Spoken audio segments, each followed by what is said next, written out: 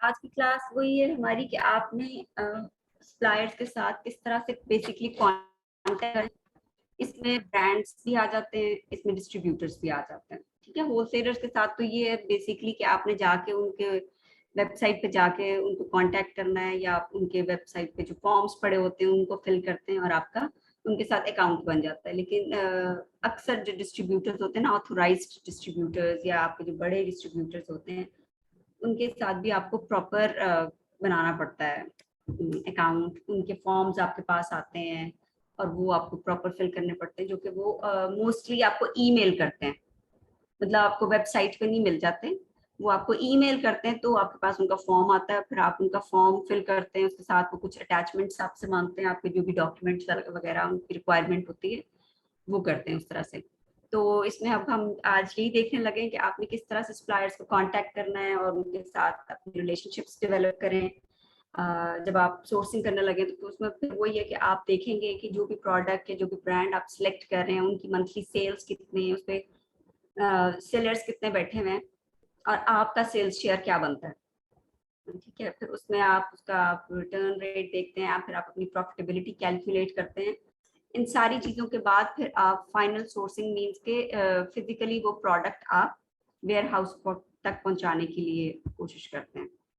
इस सोर्सिंग के लिए आप 3 काम कर सकते हैं कि either you go and meet them physically, या आप उनको ईमेल करते हैं और कॉल करते हैं। ठीक है, फिजिकली मिल रहे हैं तो वो सबसे अच्छा होता है। ऑब्वियसली उनको भी एक ट्रस्ट होता है, उनको पता है कि एक बंदा अगर आप उनसे मिलने आया है तो वो डेफिनेटली कोई बिजनेस कर रहा होगा, उसने टाइम दिया आके। और एक ट्रस्ट ऑब्वियसली जो एक मिल के फिजिकली मीटिंग से आता है, वो ईमेल और कॉल पे उस तरह का ट्रस्ट तो डेवलप हो ही नहीं सकता। बट स्टिल ईमेल और कॉल से भी आपके अप्रूवल्स हो जाते हैं, क्योंकि अब हम सब तो नहीं मिल सकते। आप लोग जर्मनी में है तो आप इजीली वैसे कर भी सकते हैं। If you get that option आप कर सकते हैं तो जरूर करें। अगर कोई बड़ा ब्रांड मिल रहा है या कोई बहुत अच्छी आपको ऑप्शन नजर आ रही है तो डू ट्राई इट।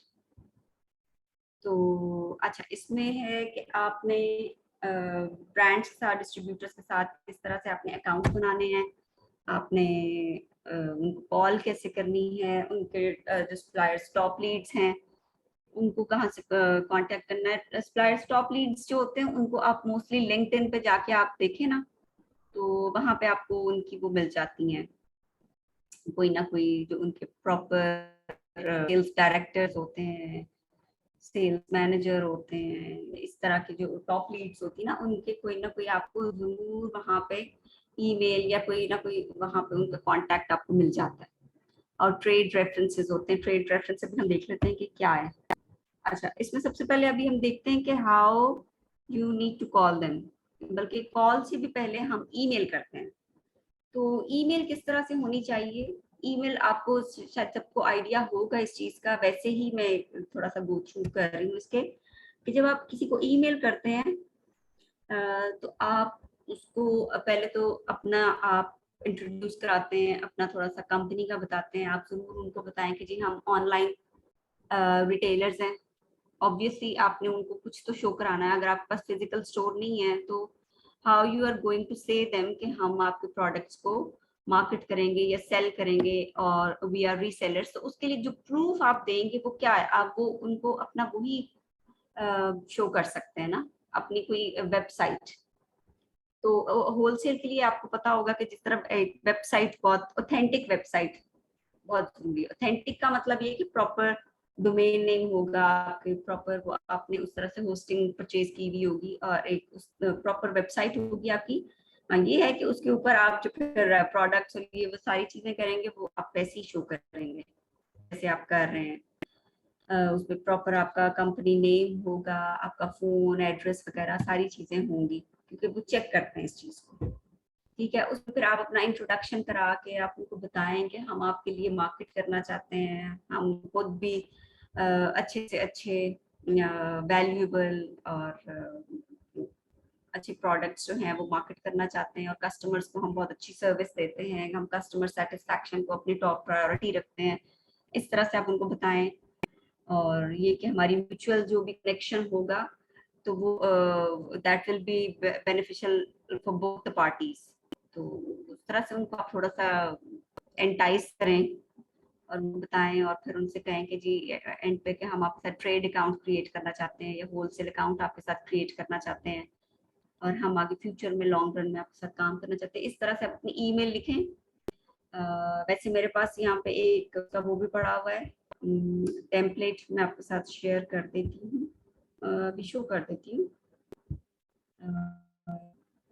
ठीक है, ये एक ईमेल टेम्पलेट पड़ा हुआ है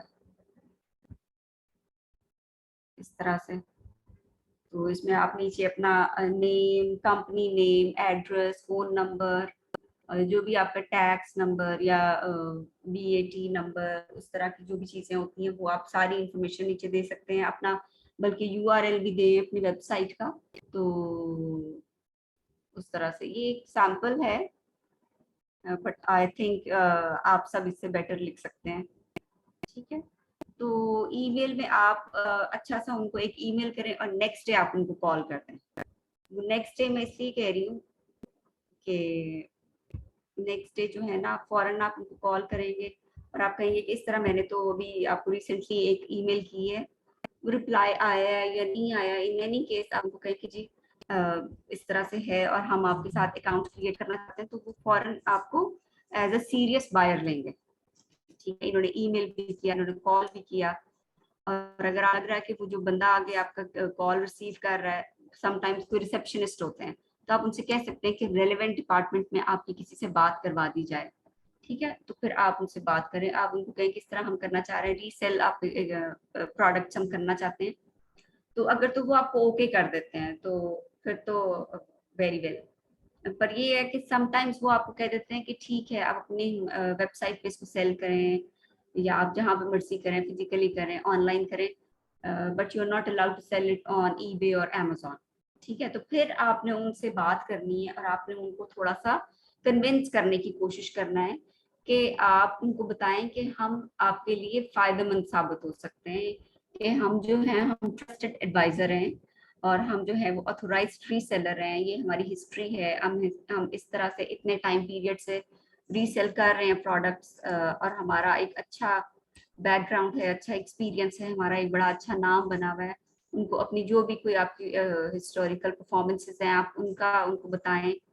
थोड़ा सा बोस्ट भी करना पड़ेगा, मतलब एक्चुअल में कुछ एक दो तो आपकी शायद हो चुकी भी होंगी, कुछ आप उनके साथ जरा बोस्ट कर दें और उनको बताएं। और जिस तरह होता है कि आप शुरू में अगर किसी होलसेलर से प्रोडक्ट्स उठा के सेल करने लग जाएं, ओपन ब्रांड्स, चाहे आपको उसमें कोई प्रॉफिट ना भी हो, कॉस्ट टू कॉस्ट आपका चला जाए, ब्रेक इवन पे चला जाए, जस्ट डू दैट। और उसमें ये है कि उससे क्या होगा कि आपकी एक हिस्ट्री बनेगी, आपके स्टोर फ्रंट पे जो है प्रोडक्ट्स की सेलिंग भी होगी और आपके पास सेल्स वेलोसिटी भी आएगी, मींस कि वो आपके अमेजोन सेलर अकाउंट के लिए भी अच्छा है, और इस सेंस में सप्लायर्स के साथ कॉन्टेक्ट्स बनाने में भी वो आपके काम इस तरह से आएगा कि आप उनको शो कर सकते हैं और बता सकते हैं कि हम तो ये वाले ब्रांड्स जो हैं वो हम सेल करते रहे हैं। एक बड़ा अच्छा इंप्रेशन पड़ता है उन पे उस चीज का। ठीक है, तो वो आप उनको बता सकते हैं और आप उनको ये भी कह सकते हैं कि जी अगर अमेजोन के साथ के रेलेवेंट जो भी प्रॉब्लम्स हो सकती हैं हम उनके सॉल्यूशंस दे सकते हैं। ऑब्वियसली आपने उनके ब्रांड को स्टडी किया हुआ होगा, अमेजोन पे भी, उनकी वेबसाइट पे भी जनरली आपको उनकी इंफॉर्मेशन होगी जिससे भी आप बात कर रहे होंगे। ठीक है, तो आपको थोड़ी सी प्रॉब्लम का आइडिया होगा, आप उनके साथ वो डिस्कस कर सकते हैं, आप उनके साथ डेफिशिएंसी रिपोर्ट का उनको कह सकते हैं, जो अभी हम थोड़ा सा आगे जाकर कवर करने लगे हैं आज की क्लास में। रिपोर्ट क्या होती है और आप कैसे इसको बना सकते हैं, तो मैम बता सकते क्वेश्चन है, हैं। जी एक क्वेश्चन है मैम, जी जी। हमें रीसेलर सर्टिफिकेट चाहिए होगा? रीसेलर सर्टिफिकेट वैसे यूएसए में होता है। जर्मनी में तो नहीं है? नहीं, जर्मनी में तो नहीं अभी तक, मतलब जब जितना हमने काम किया है हमें ऐसा कोई जरूरत नहीं पड़ी, कोई ऐसा इशू नहीं आया। हम्म, यूएसए में था। हम्म। और मैम हमारे अगर हिस्ट्री नहीं है कोई, अभी हम जस्ट स्टार्ट कर रहे हैं, तो हम फिर कैसे उनको बोलें कि हमारी हिस्ट्री भी है? हम तो मैं बिल्कुल। आप, मैं आपको यही कह रही हूँ ना कि उसमें आप ये करेंगे कोई छोटे से होलसेलर से आप प्रोडक्ट उठा लें। हम्म, सही। ठीक है। जो एवरेज से होलसेलर्स होते हैं वो आपको फॉरेन अकाउंट देंगे, उनको सिर्फ होता है कि हमारे प्रोडक्ट्स जो है ना वो निकलने चाहिए। आप उनसे कॉस्ट टू कॉस्ट उठाएं और आप उनको करें, ब्रेक इवन पे करें सेल, ताकि आपके सेलर अकाउंट में भी एक रनिंग आए प्रोडक्ट्स की, और आपके सप्लायर के लिए भी हिस्ट्री आपकी डेवलप हो। ठीक है, तो वो उस तरह से आप होलसेलर से उठाएं। कोई भी बड़े ब्रांड्स आप ले सकते हैं, शैम्पूज के ले सकते हैं, क्रीम्स के ले सकते हैं, निविया वगैरह इस तरह के, इनके मतलब ये जो इस तरह के फेमस और डेली यूज वाले ब्रांड्स हैं, डेली यूज के जो प्रोडक्ट्स हैं उनके कितने ब्रांड्स हैं। आपके टूथपेस्ट है, टूथ ब्रशेस हैं, आपके शैम्पूज हैं, बॉडी वॉश है, बॉडी लोशंस हैं, शॉवर जेल्स हैं, क्रीम्स हैं, मतलब कॉस्मेटिक्स में भी हैं। दूसरे आप उसमें जा सकते हैं। वैसे लिक्विड्स में थोड़ा सा बेशक ना जाए, हम वैसे करते रहे लिक्विड्स में, इतना ऐसा हमें कोई प्रॉब्लम नहीं आया, लेकिन क्रीम्स वगैरह इस तरह की चीजें आप इजीली कर सकते हैं। इनके साथ आप करेंगे तो आपको इजीली मिल जाएंगे, कहीं भी होलसेलर से आपको मिल जाएंगे। आप इनको सर्च इंजन पे डालें और आपको मिलते हैं, तो उस तरह से करें। अच्छा, फिर आप उनको कॉल पे ये कह सकते हैं कि जी जो भी आपके वो प्रोडक्ट्स हैं उनके ये एरियाज ऑफ इम्प्रूवमेंट हैं, उनको एनालाइज करके आप उनको बताएं कि इनको आप ऐसे ऐसे इम्प्रूव कर सकते हैं, या आप ऐसे ऐसे इनको एडवर्टाइज कर सकते हैं, या इनमें आपको ये प्रॉब्लम फील हो रही है तो ये प्रॉब्लम इस तरह से दूर की जा सकती है। ठीक है, तो उनको आपने वो एरियाज आइडेंटिफाई करके दिखाने हैं। फिर आप उनके कंपेटिटर्स का आइडेंटिफाई कर सकते हैं कि ये आपके कंपेटिटर्स हैं और ये इस तरह से आपको आउट मार्केट कर रहे हैं। ठीक है, और इससे क्या होगा कि जब आप ये सारी इंफॉर्मेशन उनको कॉल पे देंगे तो उनको आइडिया होगा कि नहीं, ये तो एक्सपीरियंस्ड लोग हैं, और ये ऐसे नहीं है कि बिल्कुल नए नए इस फील्ड में आए और ये अगर हमारे प्रोडक्ट सेल करेंगे तो इससे हमें कोई हमारा इमेज खराब हो सकता है या कुछ। उनको बल्कि फोन पे ये चाहिए कि अगर हम इनके साथ काम करते हैं तो ये हमें फायदा ही दे सकते हैं। ठीक है, आपने ये एक इम्प्रेशन उनके ऊपर डालना है, इस तरीके से आपने बात करनी है फोन पे। और दूसरा ये कि अगर आप ब्रांड से ही करना चाह रहे हैं डायरेक्ट, और उस वो आपको एमओक्यूज का कह रहा है कि हाँ जी ये हमारी मिनिमम ऑर्डर क्वांटिटी है, तो उसमें भी आप ये कर सकते हैं कि थोड़ा सा फिर आप ज्यादा क्वांटिटी में परचेज करके अपने किसी वेयर हाउस पे या अपने घर पे क्वांटिटी ले लें और विद टाइम उसको सेल करें। मतलब फॉर एग्जांपल आपका सेल शेयर एक प्रोडक्ट का आता है 300 यूनिट्स, लेकिन आपको 1000 पीसेज उठाने पड़ रहे हैं, और अगर आप उसको मैनेज कर सकते हैं तो अपने पास कहीं और उसको आप लेके रख लें।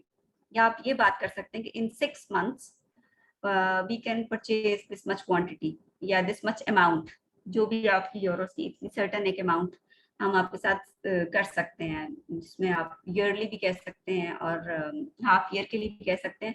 और उसमें ये हो सकता है कि ब्रांड के अगर डिफरेंट प्रोडक्ट्स हैं, फॉर एग्जांपल 6 to 7 आपको लगता है कि ये अच्छे होलसेल किए जा सकते, तो जब आप उनके डिफरेंट डिफरेंट क्वांटिटीज पे जाएंगे तो समटाइम्स वो आपके अमाउंट उसके साथ यूटिलाइज की जा सकती है।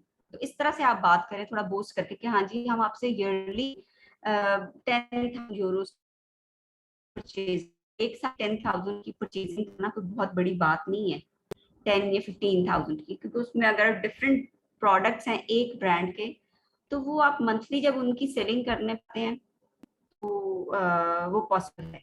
इसलिए आप अप्रूवल लेने के लिए करते हैं, एक दफा आपको अप्रूवल मिल गया तो उसके बाद दोबारा आप निगोशिएट भी कर सकते हैं।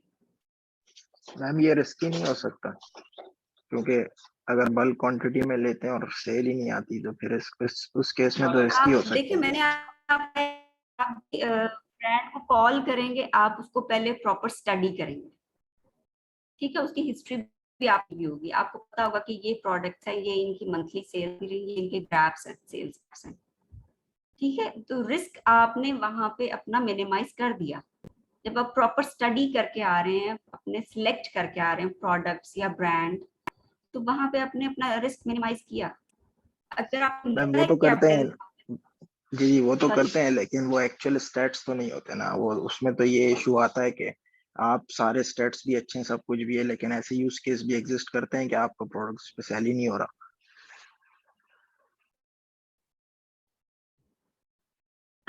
नहीं जनरली इस तरह नहीं होता। आप जब प्रॉपर स्टैट्स को स्टडी करके आते हैं तो मोर और लेस 80 to 90% वो ठीक होते हैं। अब ये नहीं कि आप कह रहे हैं कि जी आपका मंथली सेल्स शेयर बन रहा है 200, यूनिट्स का, फॉर एग्जांपल स्टैट्स के मुताबिक आपने 150 उठाए हैं, तो 150 नहीं तो 125 तो जानी जानी है। ठीक, चंद एक का हो सकता है कि डिफरेंस आ। और मैंने आपकी बात पहले भी की थी कि जब आप बाय बॉक्स रोटेशन देखते हैं, आपका सेल्स शेयर जितना भी बन रहा है, आप उसको कहते हैं कि फर्स्ट टाइम आपने टेस्टिंग करनी है। आप कभी भी अपना प्रोडक्ट फर्स्ट टाइम जब परचेज करेंगे, आप उसको अपने सेल्स शेयर से कम परचेज करेंगे। आप 10% उसकी परचेजिंग करें, जो आपका सेल्स शेयर बन रहा है उसका 10% उठाएं, क्योंकि बाय वही बॉक्स मैम, रोटेशन को भी आपने देखना है। वही वही कह रहा हूँ कि हम उसको फर्स्ट, आप कह रही हैं कि उसको हम कम प्रोडक्ट उठाएं, लेकिन ब्रांड से आप, और एक दूसरी साइड पे ये भी कह रही हैं कि हम बल्क उठा लें फॉर अप्रूवल, तो ये दोनों लेकिन आप बातें वो मैच नहीं फौरन तो नहीं होंगी। करें ना, 6 मंथ्स के बाद ही करेंगे, 3 4 5 मंथ्स के बाद ही करेंगे।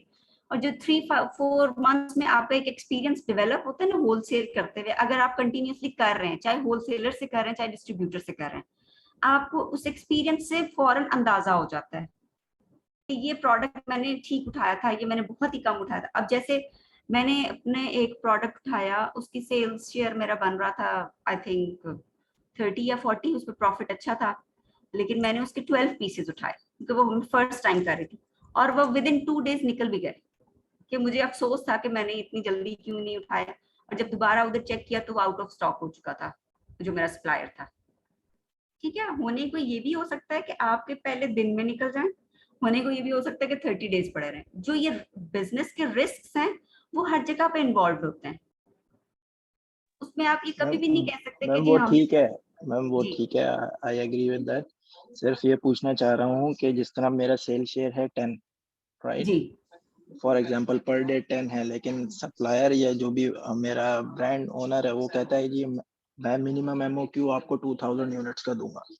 तो अब अगर मैं अप्रूवल के लिए 2000 यूनिट्स लेके अपने इन्वेंट्री घर में स्टोर कर लूं, और ये तो नहीं होगा ना, मतलब 10 का आपका डेली का है, मीन्स के 30 डेज में फॉर एग्जांपल आपको 600 बना, तो आप 600 के लिए 2000 तो नहीं लेंगे। या अगर आपने उसको लेना है, या आपने उसको चेक कर लिया पहले किसी होलसेलर से उठा के उस ब्रांड के प्रोडक्ट को, और आपको लग रहा है कि हाँ उसकी सेल्स चली जा रही है, हिस्ट्री भी बहुत अच्छी थी, तो फिर आप उसको लेके अपने घर में रख लें, या मतलब ऐसी जगह पे रखें कि अगर आपने रखा और 3 4 महीने आपको उसकी कॉस्ट उस तरह से नहीं पड़ी, तो आप 4 महीने में 5 महीने में उसको निकाल देंगे ना। मेरे कहने का जी, ये मतलब है। ओके, आप डायरेक्ट ठीक, अमेज़न वेयर हाउस पे तो नहीं भेजेंगे ना 2000 यूनिट्स, उधर तो आप उतनी क्वांटिटी भेजेंगे जितनी आपके ख्याल में 1 महीने में निकल जाए, ताकि आपको स्टोरेज कॉस्ट ना फेस करनी पड़े। ठीक है मैम, आई लेकिन का इससे पॉइंट।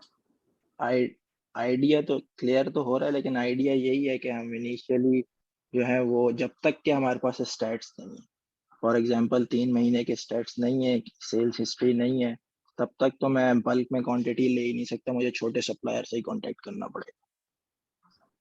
हाँ जी, नहीं नहीं, हिस्ट्री आपके पास देखिए कीपा से उसकी लाइफ टाइम हिस्ट्री भी आ जाती है ना। आपने वो प्रोडक्ट मैम वो खोला, देखें, देखा कि 6 साल से है तो कैसा है, आप उसकी तो जी पूरी जी, स्टडी करेंगे, आप 3 महीने की नहीं देखेंगे, आप मैम उसकी वही, लाइफ टाइम हिस्ट्री देखेंगे।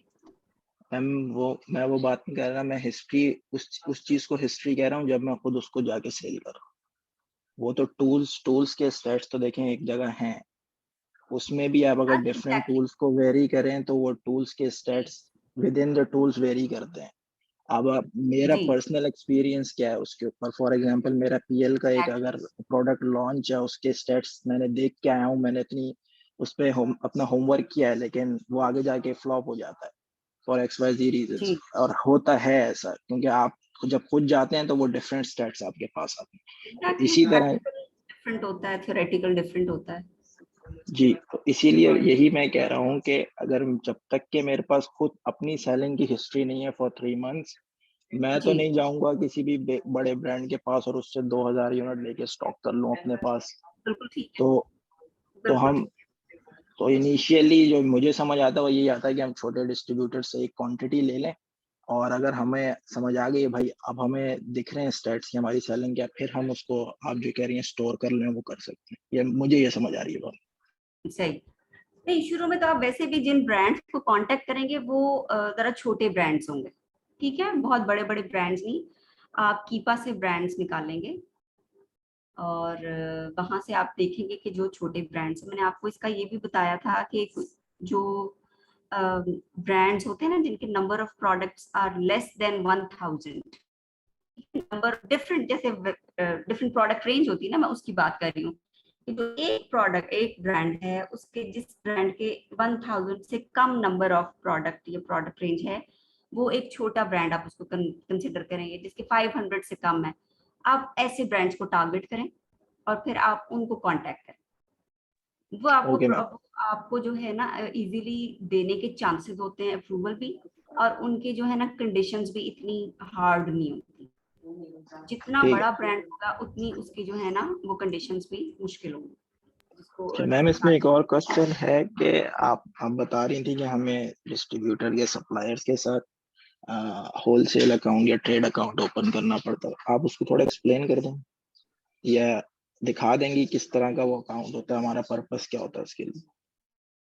वेबसाइट पे जो मैं कह रही हूँ कि होलसेलर के साथ वेबसाइट पे फॉर्म फिल करके आप नहीं नहीं, बनाते हैं। जिस तरह अब आपने बताया ना, ईमेल करते हैं हम आपके साथ जी होलसेल अकाउंट या ट्रेड अकाउंट ओपन करना चाहते हैं, तो उसका जी जी पर्पस जी। क्या होता है और उससे हमें किस चीज में हेल्प आउट होती है? इस चीज में help out होती है। नहीं, बेसिकली तो हमने उनसे प्रोडक्ट ही लेने ना। जी। देखिए, तो अच्छा जैसे मैं आपको एग्जांपल देती हूँ, आपकी कोई एक वेबसाइट है, आई थिंक म्यूलर.de, म्यूलर के नाम से है। तो वो एक रिटेलर शॉप है, रिटेल ऑनलाइन रिटेलर है, ठीक है। लेकिन वो आपको ऑप्शन देती है कि आप उनके साथ होलसेल अकाउंट क्रिएट कर सकते हैं। अब उसका पर्पस क्या होगा कि जो चीज उन्होंने वेबसाइट पे रखी हुई है नॉर्मल कस्टमर के लिए, फॉर एग्जांपल 10 यूरोस की, ठीक है। लेकिन जब मैं उनसे कहूंगी मेरा होलसेल अकाउंट बना हुआ है, मैं उनको होलसेल अकाउंट जो भी मेरा लॉगिन पासवर्ड उन्होंने दिया होगा उसके थ्रू जब मैं उसको वहां पे लॉगिन करूंगी या एक्सेस करूंगी, तो वो मुझे डिफरेंट प्राइसेस पे शो करेगा, फिर वो मुझे होलसेल प्राइसेस शो करेगा, ठीक है। डिफरेंट तो डिफरेंट मैम अगर वेबसाइट। कोई, जी मैं जैसे समझ एक गया और आपका पर्पस। वेबसाइट है रिलैक्स डेज, उसकी वेबसाइट के ऊपर लिखा हुआ होता है B2C या B2B। खैर मैं अभी आपको खोल के दिखाती हूँ, तो वो उनकी प्राइसेस डिफरेंट हो जाती हैं। ठीक है मैम, अगर कोई ऐसा सप्लायर है जो जो कहता है कि आप डायरेक्ट ही ले लें, एज अ बिजनेस प्राइसेस आपको मिल रहे हैं, आपको जरूरत नहीं है हमारे साथ होलसेल या ट्रेड अकाउंट ओपन करने की, ये दोबारा से मैं कह रहा हूँ अगर कोई ऐसा सप्लायर है या डिस्ट्रीब्यूटर है जो कह रहा है कि आपको हमारे साथ ट्रेड अकाउंट या होलसेल अकाउंट ओपन करने की जरूरत नहीं है, आप हमसे वैसे ही बिजनेस प्राइसेस पे ले लें, क्योंकि आप एक क्वांटिटी बाय कर रहे हैं ना। अब एक बिजनेस है वही एक क्वांटिटी बाय करेगा, बल्क क्वांटिटी, तो उसको हम कर सकते हैं। वो आपसे कह सकते हैं कि बिल्कुल आप वेबसाइट पे इसी तरह से लें, तो बिल्कुल वो कह सकते हैं आपको कि आपको B2B या B2C उसकी जरूरत नहीं। अब यहाँ पे ये B2B आ रहा है, ठीक है। और इसी का एक और वर्जन था, वो खुला तो वो उधर लिखा हुआ आ रहा था कि जी B2C। अब आई डोंट नो चेंज कैसे हो रहा था, क्योंकि मैंने इसको एक दो दफा खोला ना, तो वो B2B भी हो गया और B2C भी हो गया, ठीक है उस मैम, चीज समझ के लिए गया मैं। होता है। बेसिकली मैं पर्पस समझना चाह रहा था क्या है, तो वो अगर प्राइस रेशो की आप बात कर रही हैं तो क्लियर है। थैंक बेसिकली यही पर्पस होता है। कुछ होती है जो होती ही B2B है, तो आप उनको बस ये कहते हैं कि मैं आपके साथ अकाउंट क्रिएट करना चाहता हूँ, और उनके साथ भी पर्पस यही होता है कि आपने तो अकाउंट क्रिएट करना है, कि आप वो आपके साथ अकाउंट क्रिएट करना चाह रहे हैं। मीन्स कि क्या, क्योंकि हर एक की, देखिए हर एक की बिजनेस कंडीशंस होती हैं। कुछ कहते हैं जी हम ऐसे बायर्स के साथ ही काम करते हैं जिनका 2 इयर्स का एक्सपीरियंस हो, तो आपका नहीं है, तो वो कहिए कि हम तो आपके साथ अकाउंट क्रिएट नहीं करेंगे। और जब तक वो आपके साथ होलसेल अकाउंट क्रिएट नहीं करते, मींस के they are not giving you the permission to purchase their products, ठीक है। उसका ये पर्पस होता है।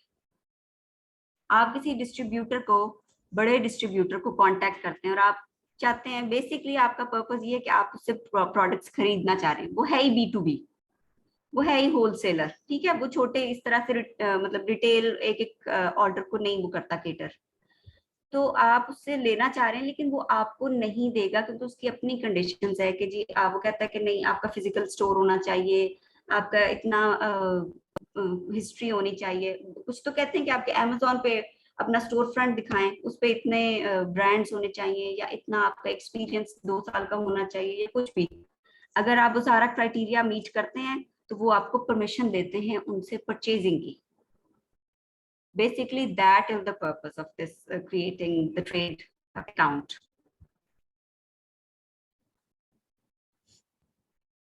आप उनके जाके वेबसाइट पे या वेबसाइट पे तो ऐसे लोग प्रोडक्ट्स ही नहीं शो कर रहे होते हैं, जो इतने बड़े डिस्ट्रीब्यूटर होते हैं।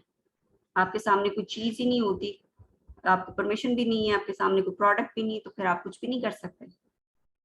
अलबत्ता आपको जो ब्रांड है वो पीछे से कह रहा है कि ये मेरा ऑथोराइज डीलर है तो आप इसी से जाके लें, लेकिन वो आपको परमिशन नहीं दे रहा। ठीक है, तो इसलिए ट्रेड अकाउंट या होलसेल अकाउंट क्रिएट करना होता है। जिनके साथ क्रिएट हो जाता है, समझे आपकी उनके साथ काम हो जाता है। ठीक है, अच्छा अब हम आगे हैं कि how to get trade reference. Trade reference होता क्या है बेसिकली, कि ये वही है जो आपने अपनी कोई हिस्ट्री बनाई कि आपने किसी के साथ ट्रेड की और वो आपके लिए एक रेफरेंस बन गया जो आप आगे यूज कर सकते हैं अच्छे अप्रूवल्स के लिए। ठीक है, उसमें यही है कि तरीका मैं आपको बता चुकी हूँ कि आप किसी भी होलसेलर से कोई ब्रांड लें और उसकी आप सेलिंग अपने अमेज़न अकाउंट पे। ठीक है, उससे ये होगा कि आपके स्टोर फ्रंट पे भी वो चीज़ आ जाएगी, आपकी हिस्ट्री बन जाएगी और आपका ट्रेड रेफरेंस को एक हो जाएगा। हो सकता है उसमें आपको प्रॉफिट, हाई प्रॉफिट, क्या आपको प्रॉफिट ही ना हो। अगर आप अच्छा ट्रेड रेफरेंस अच्छे ज्यादा बनाना चाह रहे हैं ट्रेड रेफरेंस, तो हो सकता है कुछ ऐसे प्रोडक्ट आपको लेने पड़े जिसमें आपको कुछ सेंट्स अपने से डालने पड़े। ठीक है, लेकिन ये कि वो आप उसको इन्वेस्टमेंट के तौर पे भी कर सकते हैं कि इन्वेस्टमेंट आपने फॉर एग्जांपल 5000 की हुई है, जिसमें आप कुछ 100 इस तरह से इन्वेस्ट कर रहे हैं कि उसमें आपका वो प्रोडक्ट जो है वो हल्का सा लॉस पे भी जा रहा है, तो लेकिन आप कहते हैं कि नहीं मेरा अच्छा एक ट्रेड रेफरेंस क्रिएट हो रहा है। ठीक है, अच्छे ब्रांड्स के साथ और अच्छे किसी होलसेलर या हो सकता है किसी, अगर आपको ऑथोराइज डीलर या ऑथोराइज डिस्ट्रीब्यूटर भी समटाइम्स पहली दफा में अप्रूवल दे देते हैं। ये नहीं कि नहीं देते, सिर्फ ये होता है कि कुछ डिस्ट्रीब्यूटर देते हैं और कुछ नहीं देते। अगर आपको कोई एक दो भी अच्छे डिस्ट्रीब्यूटर से आपका वो ट्रेड रेफरेंस बन गया तो वो आपके फिर काफी काम आता है। और उसका फायदा ये भी होता है कि आपके प्रोडक्ट की प्राइस भी थोड़ी सी मतलब कॉस्ट प्राइस भी थोड़ी सी रिड्यूस हो जाती है। डिस्ट्रीब्यूटर्स की prices are better than the wholesalers. ठीक है, तो this is trade reference. Hazmat products भी एक था, वो मैंने कहा देख लेना चाहिए कि बेसिकली ये होते क्या है, ये हैजर्डस मटेरियल होते हैं। ठीक है, हैजर्डस मटेरियल का ये मतलब नहीं कि आप कोई बहुत ही कोई डेंजरस किस्म का लिक्विड जाके बेच रहे हैं, लेकिन ये कि अमेज़न बहुत सारी चीजों को हैजर्डस कहता है। उसमें ऐसी मतलब पेंट्स भी आ जाते हैं, आपके वॉशिंग लिक्विड्स भी कुछ आ जाते हैं, क्लीनर्स, ऑयल्स, ठीक है, बैटरीज या पेस्टिसाइड्स, फर्टिलाइजर्स वगैरह, इस तरह की सारी चीजें हैजमेट प्रोडक्ट्स में आती हैं। हैजमेट प्रोडक्ट की आपको प्रॉपर परमिशन लेनी पड़ती है अमेज़न से। ठीक है, यहाँ पर मैं ये लिंक दिया हुआ है, इस लिंक के थ्रू जाके अगर देखें तो ये उन्होंने पूरी अपनी पॉलिसीज या अपना वो सारा शो किया हुआ है। आपकी स्क्रीन शो नहीं हो रही? स्क्रीन शेयर नहीं हो रही? नहीं, ये कौन सा स्टॉप स्क्रीन? उधर रिलैक्स भी है। ओ आई एम सो सॉरी, मैं तो उस वक्त से ये स्लाइड्स आपको दिखा रही थी, लेकिन खैर स्लाइड में भी ये भी आई है। इससे पहले हमने ये ट्रेड रेफरेंस की देखी है। ठीक है, और ये ट्रेड रेफरेंस के बाद फिर इसकी आगे थी हैजमेट प्रोडक्ट्स की। और हैजमेट प्रोडक्ट्स में मैं ये बता रही थी कि ये मैंने यहाँ पे लिंक भी दिया हुआ है, मैं आपको ये लिंक खोल के दिखा देती हूँ इस किस तरह से इंफॉर्मेशन दी हुई होती है। एक मिनट स्क्रीन शेयर करना है।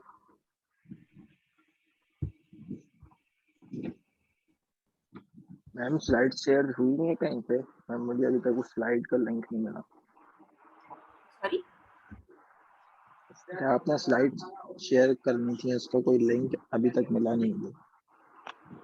आई एम सो सॉरी, इंशाल्लाह कल आपको मिल जाएंगे।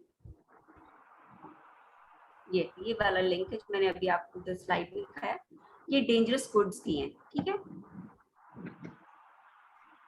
तो यहाँ पे इसकी सारी इंफॉर्मेशन बहुत डिटेल में अमेज़न आपके साथ शेयर करता है, ठीक है। ये जो भी है इधर से आप पढ़ सकते हैं इस लिंक से।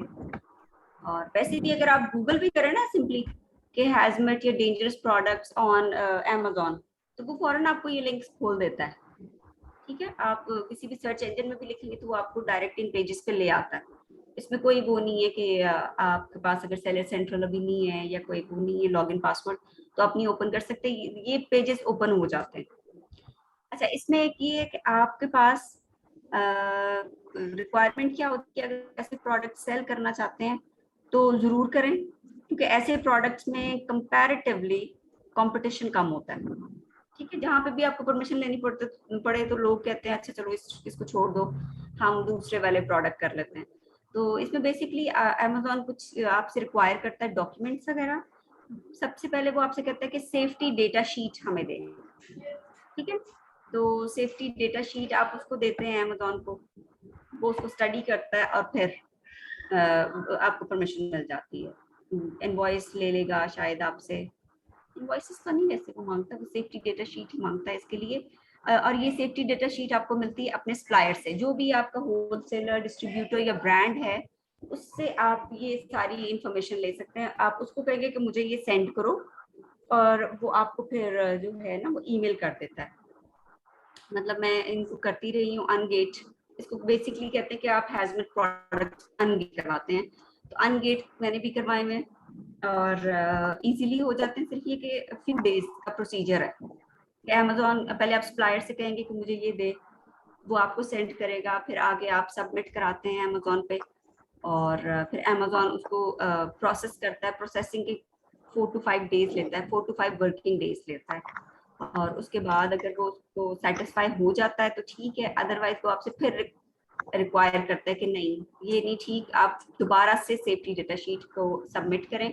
उसके लिए फिर आप सप्लायर को फिर कहेंगे कि ये वाली एक्सेप्ट नहीं हुई, तो वैसे जनरली एक सेफ्टी डेटा शीट हो जाती है फिर। तो बस इतना सब प्रोसीजर होता है कि जो भी डॉक्यूमेंट वो आपको कहता है आप उसको सबमिट करा दें, और वो पीछे आपको सप्लायर से मिल रहे होते हैं। तो इसमें तो बहुत ज्यादा अलबत्ता ये जो फर्टिलाइजर या पेस्टिसाइड्स वगैरह होते हैं, कुछ इस तरह की चंद एक चीजें होती हैं जिनकी तरफ हम कम ही जाते हैं, उसमें लैब टेस्ट वगैरह इन्वॉल्व होते हैं। कोई भी आप लैब टेस्ट करा लें, या जैसे आपकी बैटरीज होती हैं उनके लिए थोड़ा सा हो सकता है। अलबत्ता ये क्लीनर्स और पेंट्स और इस तरह की जो चीजें होती हैं उनमें कोई इतना इशू नहीं आता। सिंपली आपने सेफ्टी डेटा शीट वहाँ पे दी और आपका ये हो जाता है इजीली। इसके बाद हमारे हैजमेट प्रोडक्ट्स के बाद आ जाता है, लेट्स सी कि what is a deficiency report, ठीक है। डेफिशिएंसी रिपोर्ट में आप इन सारी चीज़ों को स्टडी करते हैं। जो भी आपका कोई प्रोडक्ट है, जो ब्रांड है, उसके आप जाके डिफरेंट प्रोडक्ट्स को ओपन करते हैं, उनको देखते हैं, उनके title, images, bullet points, description, question answers और रिव्यूज, ठीक है। आप इन सबको स्टडी करते हैं। बेसिकली आप देखते हैं कि आपका जो टाइटल है इज दैट ऑप्टिमाइज्ड, ठीक है, उसके कीवर्ड्स ऑप्टिमाइज्ड हैं कि नहीं। इमेजेस को आप देख लेते हैं कि क्या उनकी जो है वो पिक्सेल्स अच्छे हैं, अप टू द मार्क हैं, इमेजेस जो हैं वो ब्लर्ड नहीं है या बहुत अच्छी क्वालिटी की होनी चाहिए, क्या वैसी हैं। नंबर ऑफ प्रोडक्ट्स अगर 6 होने चाहिए, इमेजेस 6 होने चाहिए, तो क्या कुछ ने सिर्फ 1 या 2 इमेजेस रखे हुए होते हैं। तो इन सारी चीज़ों को आप देखते हैं। बुलेट पॉइंट्स अगर जो हैं 5-6 हों, ऑप्टिमाइज है कि नहीं। डिस्क्रिप्शन, क्वेश्चन आंसर्स जो हैं मतलब उनके क्वेश्चंस के आंसर्स दिए हुए हैं कि नहीं, अनआंसर्ड छोड़ा हुआ है, उस चीज़ को देखते हैं। और रिव्यूज को देखते हैं।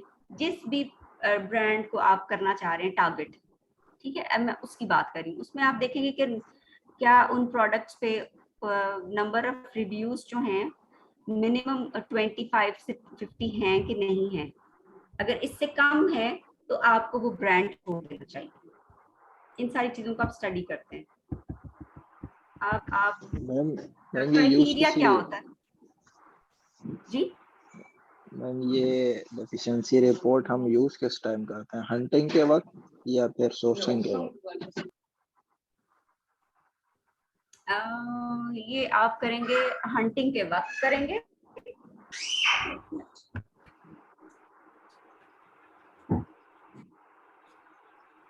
ये आप हंटिंग के वक्त करेंगे कि जब आप हंट कर रहे हैं और आपको लग रहा है कि हाँ ये एक ब्रांड है तो इसको स्टडी किया जा सकता है, ठीक है। फिर आप उसको इस क्राइटेरिया के मुताबिक देखेंगे उस ब्रांड को। अगर वो इस क्राइटेरिया पे पूरा नहीं उतरता तो just leave that, then move on to the next one, ठीक है।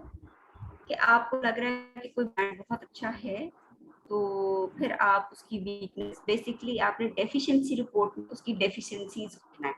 आपने उसकी वीकनेस को पॉइंट आउट, कि आप जब उन चीजों को पॉइंट आउट कर लेंगे, आइडेंटिफाई कर लेंगे, एनालाइज करके उनके लिए आप कोई वो सोच सकते हैं कोई हल कि हाँ इसको ऐसे ऐसे किया जा सकता है, तो फिर आप वो रिपोर्ट मतलब बेसिकली वो चीजें आप उनको बताते हैं, ब्रांड को कॉल पे बताएं या आप कोई अपनी डॉक्यूमेंट बना के दे दें, इट्स अप टू यू, ठीक है।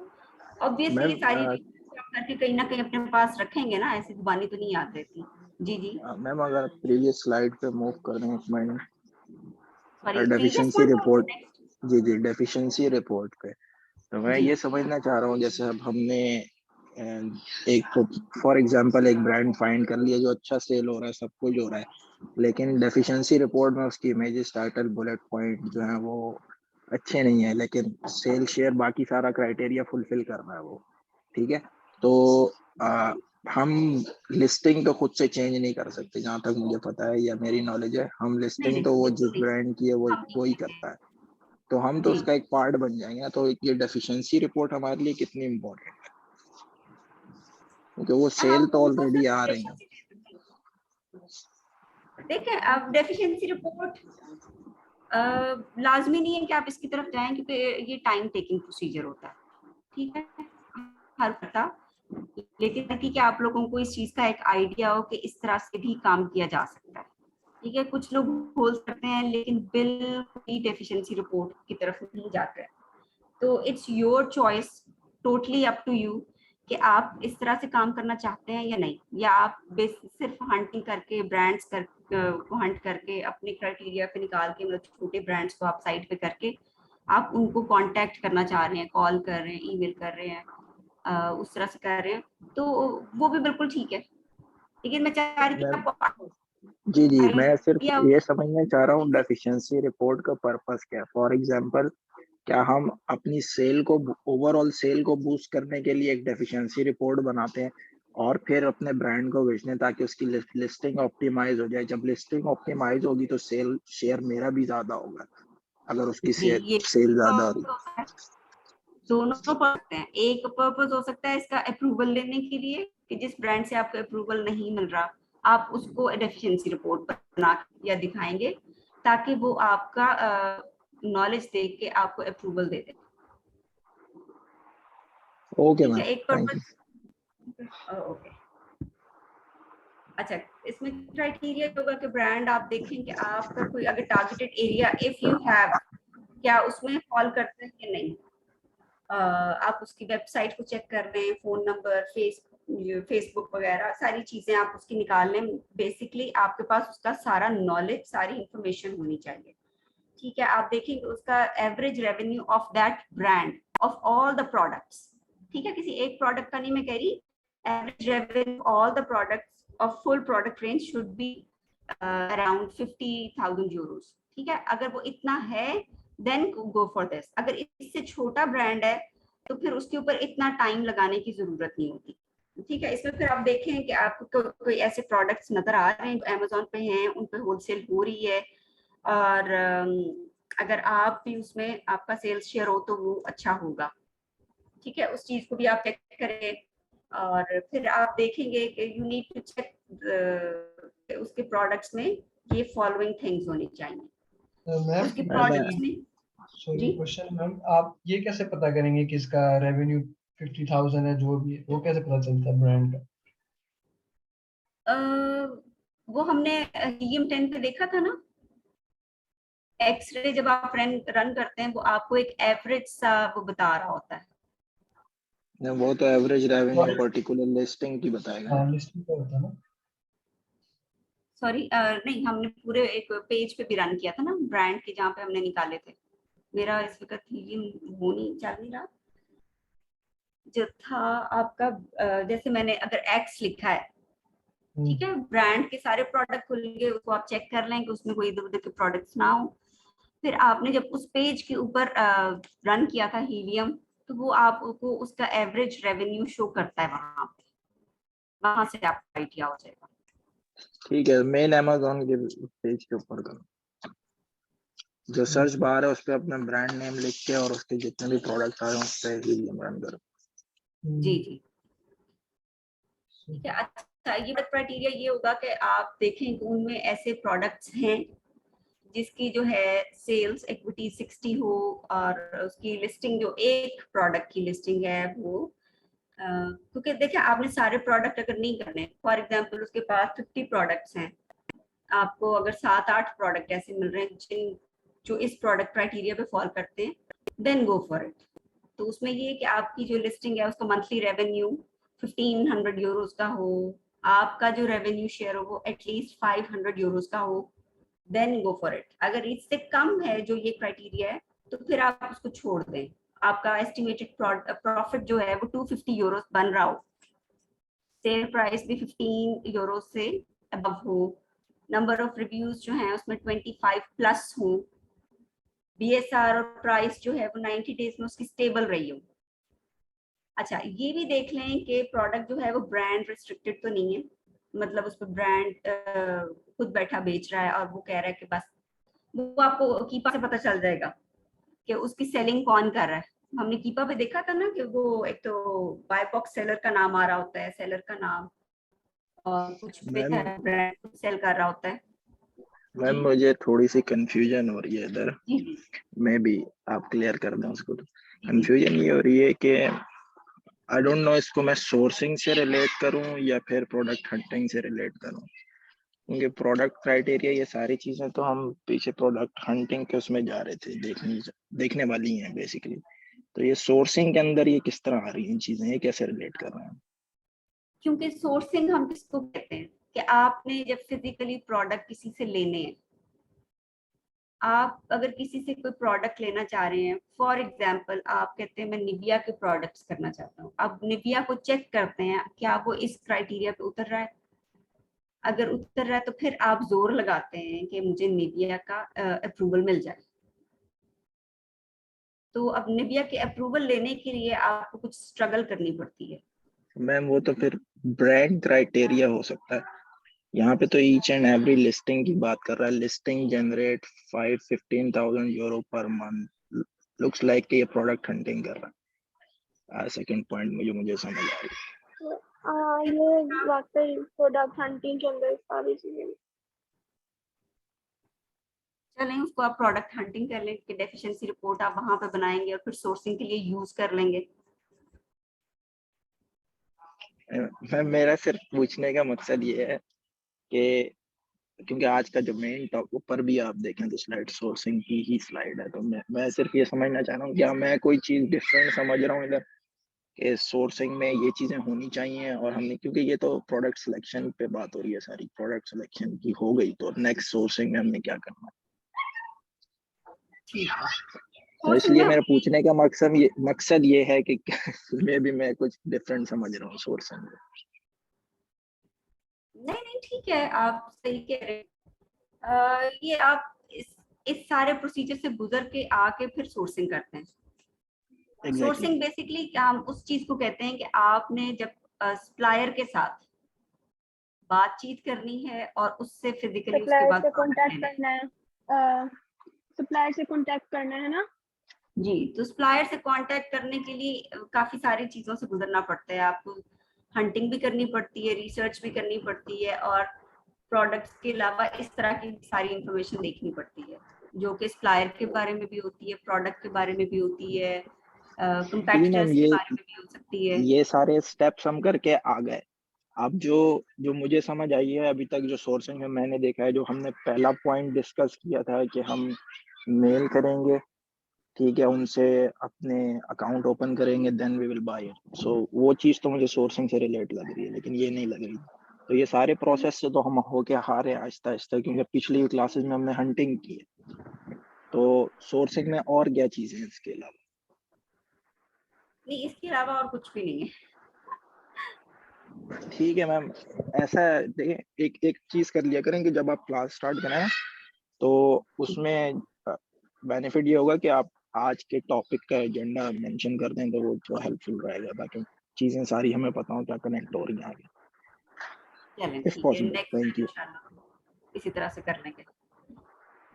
ठीक है, तो ये सारा क्राइटेरिया था, ये था डेफिशिएंसी रिपोर्ट का, कि अगर आप उनके साथ कम्युनिकेट करने के लिए ये सारे प्रोसीजर से गुजर के आके आप बातचीत करते हैं किसी के साथ, तो आपको अप्रूवल लेने में हेल्पफुल हो सकता है। ये डेफिशिएंसी रिपोर्ट का एक का मकसद होता है। ये आप चाहें तो करें, चाहें तो ना करें।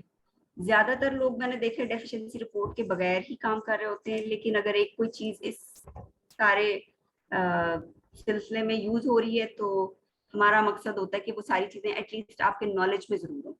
ठीक है, आप उस चीज को यूज करें या ना करें, कोई अपना तरीका आप निकालते हैं या किसी और तरीके से, तो that is up to you, लेकिन एटलीस्ट आपको सबका की इंफॉर्मेशन होनी चाहिए। ठीक है, लिस्टिंग इम्प्रूवमेंट में आप जो सजेशन देंगे वो आप उनको ये बता सकते हैं कि उनके टाइटल को आप स्टडी कर लें कि क्या वो ब्रांड नेम के साथ स्टार्ट हो रहा है या नहीं। उसमें एटलीस्ट 3 प्रोडक्ट इमेजेस जो हैं वो हाई क्वालिटी अच्छे पिक्सल्स के होने चाहिए।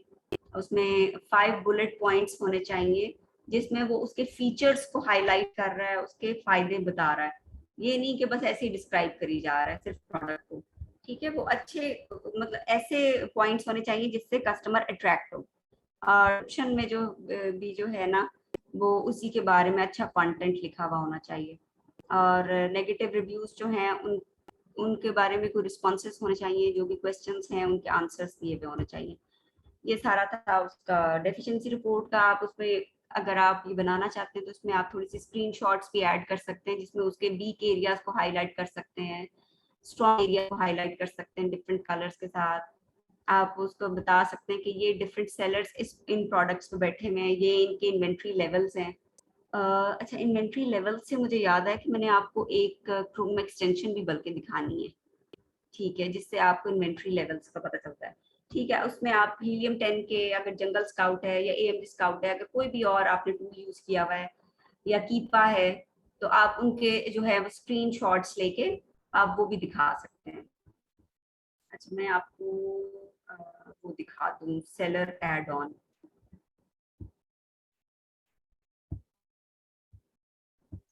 मैम, ये जो सारी चीज़ें अभी हमने फर्दर स्लाइड में देखी हैं, ये एक डेफिशिएंसी रिपोर्ट को बनाने के लिए है, राइट? जी जी ठीक। फिर मैम ये कनेक्ट हो रही है, मैं समझ रहा था कि डिफरेंट आप पॉइंट को टच कर रही हैं, लेकिन इस तरह कनेक्ट हो रही है कि डेफिशिएंसी रिपोर्ट जो है वो ब्रांड के अप्रूवल लेने के लिए यूज हो सकता है, और उस डेफिशिएंसी रिपोर्ट को बनाने के लिए हमारे पास जो क्राइटेरिया है वो ये सारे क्राइटेरिया आपने जो नीचे डिफाइन किए। जी।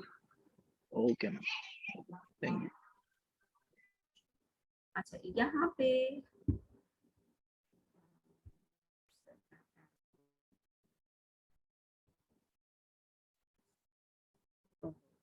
मैंने भी देखी भी। चलो, मैं अभी इसको इंस्टॉल कर लेती हूँ।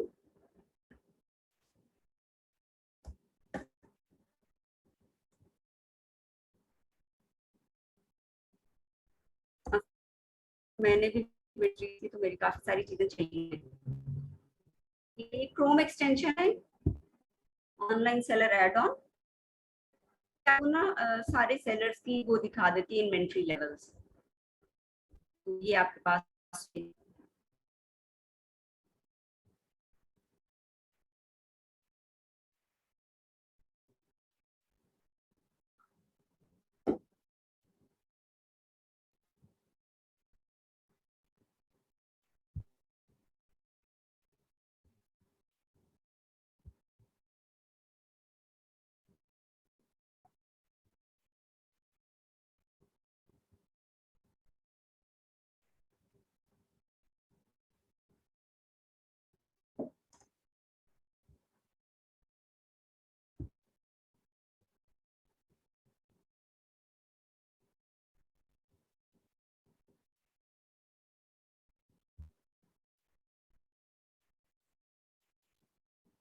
अच्छा, ये क्रोम एक्सटेंशन इंस्टॉल होगी, ऑनलाइन सेलर एड ऑन, ठीक है। इसको खोल लेते हैं हम।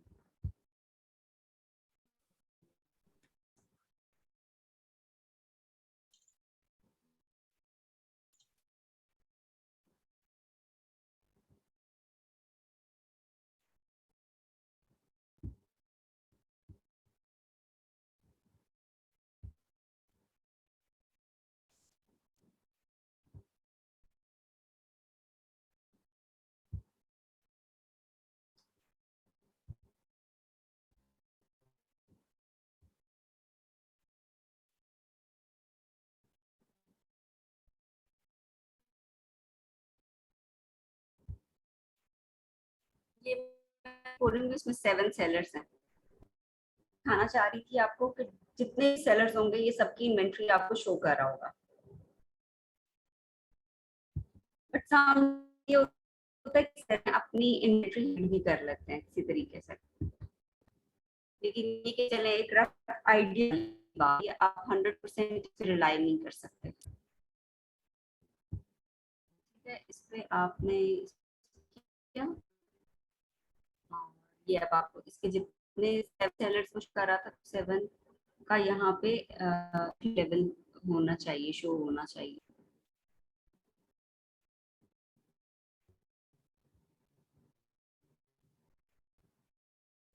थोड़ा स्लो हुआ।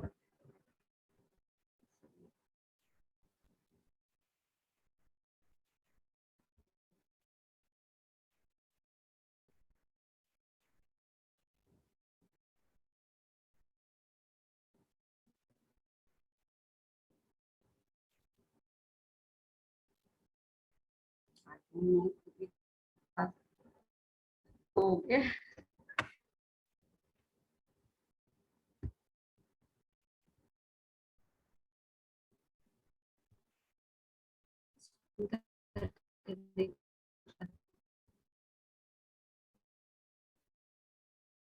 यहाँ पे वो सारे नंबर ऑफ सेलर्स होते हैं और उसके जो है ना वो यहाँ पे आपको शो कर रहा होता है कि उनके पास कितने यूनिट्स पड़े हैं।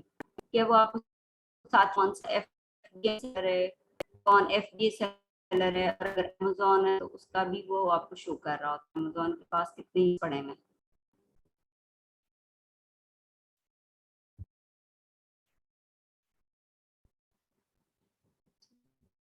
अच्छा, इसके बाद अच्छा अब हमने देखा था, अच्छा कुछ सेलर्स ऐसे होते हैं जो आपको अपनी प्रोडक्ट बेच देते हैं। ठीक है, वो अगर आपको मिल जाए तो वो आपका काम काफी आसान हो जाता है कि जब आपको थाउजेंड्स में प्रोडक्ट किसी के पास पड़े हुए हैं, उसने पूरी लिस्ट आपको दे दी EAN नंबर्स के साथ या यूपीसी कोड्स के साथ, तो आप उसको हमने जो टूल यूज करना है स्कैन अनलिमिटेड, उसमें जो है बहुत इजी हो जाता है। तो अभी ये तो क्योंकि टाइम ले रही है, मैं आपको बाद में दिखा दूंगी जब ये अपलोड हो जाएगा। स्कैन, ठीक है, मैं अब स्क्रीन शेयर करने लगी हूँ, स्कैन अनलिमिटेड की।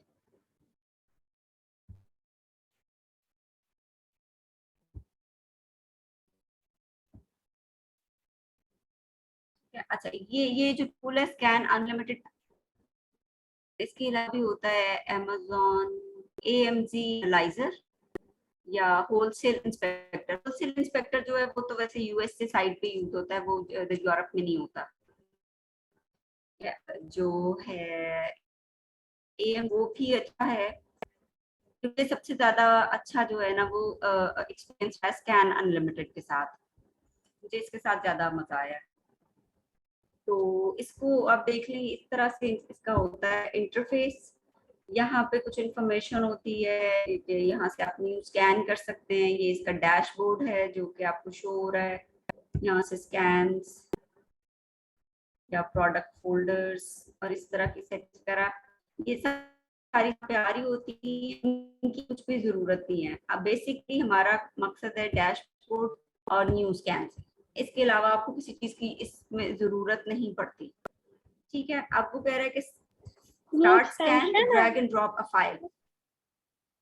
जी ये एक्सटेंशन है? नहीं नहीं, ये एक्सटेंशन नहीं है, ये प्रॉपर जो है ना, ये टूल है। जिस तरह आपने कीपा और हीलियम को परचेज किया, यूज किया, ये उस तरह से है, इसको भी ये परचेज एक्सटेंशन करना? नहीं है। सॉरी, इसको भी परचेज करना? ये भी परचेज करनी पड़ेगी।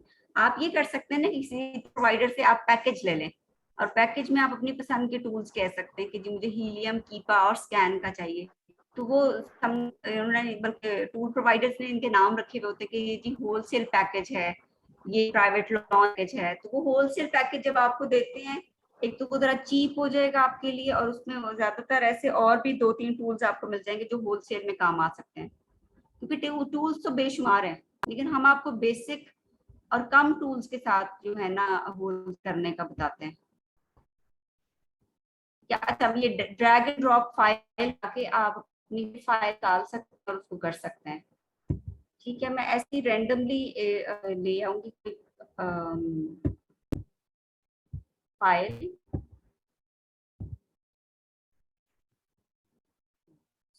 Let me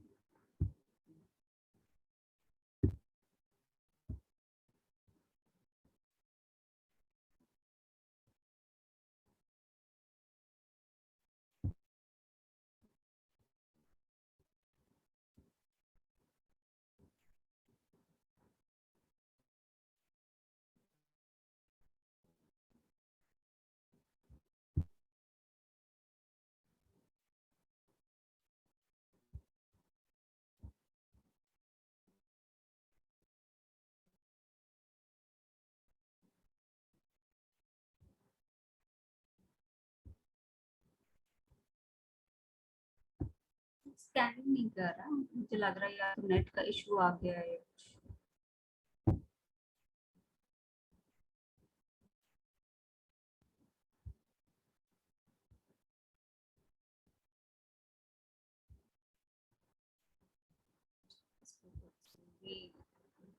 रीलोड कर लेते हैं। हम आप रिपीट कर देंगे ये टूल यूज किस लिए होता है? जी, ये टूल इसलिए यूज होता है कि चले मैं आपको बता देती हूँ कि जैसे अम, आपको मिली हुई होती लिस्ट, मैं ओपन करके आपको दिखा रही हूँ एक प्रोडक्ट, ठीक है, जो आपको किसी सप्लायर दी है। ये मैंने एक्सेल की एक शीट, ठीक है, एक्सेल या सीएसवी फॉर्म में ना आपको मिल जाती हैं, वो आपको भेज देते हैं, क्या कहते हैं उसको, ईमेल कर देते हैं, या कुछ की वेबसाइट पे पड़े हुए होते हैं डाउनलोड्स में। ठीक है, ये इस तरह से आपके पास बड़ी सी फाइल्स होती हैं। अब ये आपको उसने अपनी प्रोडक्ट लिस्ट दे दी, इसमें कितने प्रोडक्ट्स हैं, लेट्स सी, बहुत छोटी लिस्ट है जिसमें 1000 समथिंग प्रोडक्ट है। ठीक है, अब इन सारे प्रोडक्ट्स में से आप कैसे फाइंड करेंगे कि अमेजोन पे इनमें से क्या सेल करना चाहिए।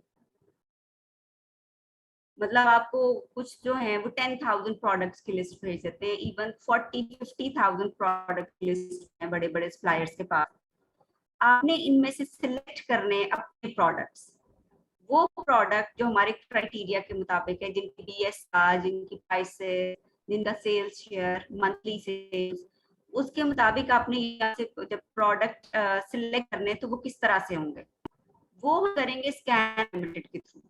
ठीक है, वो मैं अब आपको बताने लगी हूँ कि इस तरह की कोई भी आपके पास लिस्ट आ गई, इसमें आप उसमें देख लें कि एक आपके पास प्राइस का कॉलम होना चाहिए, और एक आपके पास कोई EAN नंबर का, जैसे ये वाला कॉलम है EAN नंबर का या यूपीसी कोड का। ठीक है, तो इसके थ्रू आप इसको स्कैन कर सकते हैं।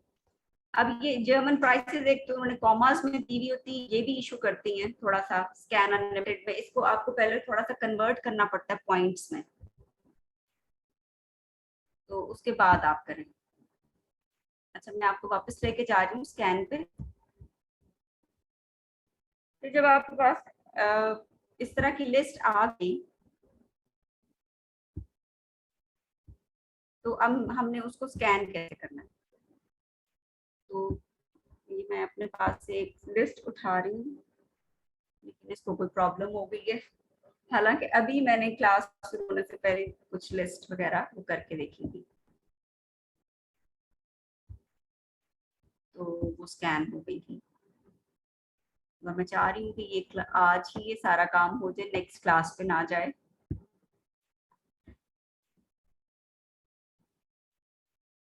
आई डोंट नो ये क्या प्रॉब्लम हो गया, टूल का इशू है मैम, अपलोड नहीं कर रहा फाइल।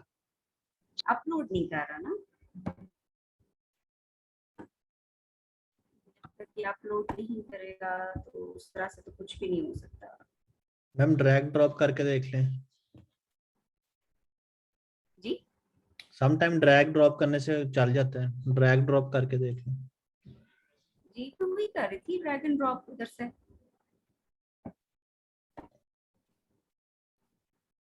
नहीं, इधर आप वो क्लिक कर रही है ना और फिर आपको एक विंडो में लेके जा रहा है, वहां से अपलोड फाइल सेलेक्ट करने के लिए। अच्छा इस तरह से ये आपके पास आ गई, वो आपको ये सारे कॉलम सिखा रहा है कि एसकेयू। अच्छा एसकेयू आपको पता है ना, स्टॉक कीपिंग यूनिट होते हैं जो हर होलसेलर या सप्लायर के अपने ही होते हैं। अब वो हर एक ने क्योंकि अपने हिसाब से रखे होते हैं, तो वो हम इधर स्कैन पे या अमेजोन पे यूज नहीं कर सकते। तो डिस्क्रिप्शन भी ये है कि ये उसके टाइटल होंगे, लेकिन ये टाइटल डिफरेंट हो सकते हैं। किसी सप्लायर का टाइटल अमेजोन के टाइटल से डिफरेंट हो सकता है, ठीक है, उसके कीवर्ड्स डिफरेंट होंगे, इसलिए हम इस पे भी नहीं जा सकते। और फिर ये आपको उस तरह से बता रहा है क्या क्या अवेलेबल है।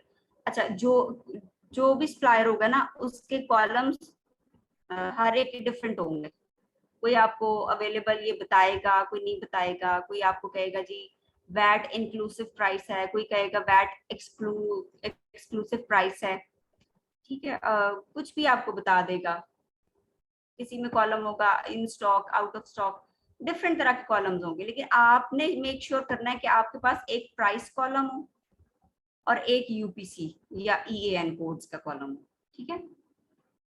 तो उसको आपने देख लेना है। अब हम यहाँ पे कहते हैं जी हमारे पास ये यूपीसी है, तो हम यूपीसी इधर कर लेंगे इसको। अब वो कह रहा है कि सर्च बाय, जो स्कैन अनलिमिटेड काम करेगा वो इनकी बेस पे करता है, या यूपीसी की बेस पे, या ईएएन नंबर, या एसिन नंबर हो। एसिन नंबर तो सप्लायर कोई सप्लायर ही होगा जो आपको एसिन देगा। एसिन तो अमेजोन के होते हैं ना, तो इसलिए इसके थ्रू तो बहुत कम चांस होता है। आईएसबीएन जो होता है बुक्स के लिए होते हैं, या कीवर्ड्स के साथ अगर आप कभी करते भी हैं तो वो जो है ना उसके रिजल्ट्स एक्यूरेट नहीं होते। तो बहुत सारे प्रोडक्ट होते हैं जो एक ब्रांड के होंगे या एक कैटेगरी के होंगे और कीवर्ड सेम यूज हुए होंगे, तो कीवर्ड से रिजल्ट एक्यूरेट नहीं होता। तो इसलिए हमें यूपीसी या ईएएन लाजमी चाहिए होता है, एसिन हमें मिल नहीं रहा होता। अच्छा अब वो कह रहा है कि यहाँ पे आप दें प्रोडक्ट आईडी कॉलम, ये यूपीसी या ईएएन जो भी हम डाल रहे हैं उसके कॉलम नेम क्या है, तो इसका नाम यहाँ पे यूपीसी आ रहा है। और ये कॉलम नेम्स उसने खुद से यहाँ से पिक कर लिए हैं, ठीक है। मार्केट प्लेस क्या है, वैसे जर्मन है, लेकिन मैंने ये लिस्ट जो है ये यूके की उठाई है, क्योंकि जर्मन में मैंने आपको बताया ना कि मुझे वो तंग कर रहा था कॉमा, इसलिए मैं यूके की इस वक्त प्राइस लिस्ट उठा ली है जो मेरे पास पड़ी हुई थी, जो पॉइंट्स में है। अब वो कह रहा है कॉस्ट कॉलम का क्या नाम है, कॉस्ट कॉलम का नाम है हमारा ये प्राइस। आपने प्राइस दे दी, यहाँ पे आप इसकी करेंसी देंगे, करेंसी होगी जीबीपी, ग्रेट ब्रिटेन पाउंड, ठीक है, वो चेंज कर लिया। अब वो कहता है कोई कस्टम कॉलम आप अपनी जो आपकी शीट स्कैन होके आपके सामने आएगी उसमें कोई कस्टम कॉलम आप ऐड करना चाहते हैं। तो अक्सर होता है कि हम कहते हैं जी एसकेयू का कॉलम जरूर डाल दें या अवेलेबल का कॉलम भी डाल दें, इसलिए कि जब रिजल्ट हमारे सामने आए हम सप्लायर से कांटेक्ट करें, तो कुछ सप्लायर कहते हैं नहीं जी आप हमें यूपीसी या ईएएन कोड ना दें, आप हमें हमारे एसकेयू से बताएं कि जी आपको कौन सा प्रोडक्ट चाहिए। फिर हम बैठे देख रहे होते हैं कि अब हम इसे क्या बताएं। तो फिर वो जब हमारे सामने एक फाइनल शीट पड़ी होगी उसमें से हम एसकेयू का कॉलम हमारे सामने आ रहा होगा और हम उनको वो बता देंगे कॉलम से देख के, ठीक है। ये सारा कुछ करके अगर आप यहाँ पे करते हैं वैट रजिस्टर, तो वो आपकी वैट कैलकुलेशन इसमें कर देगा।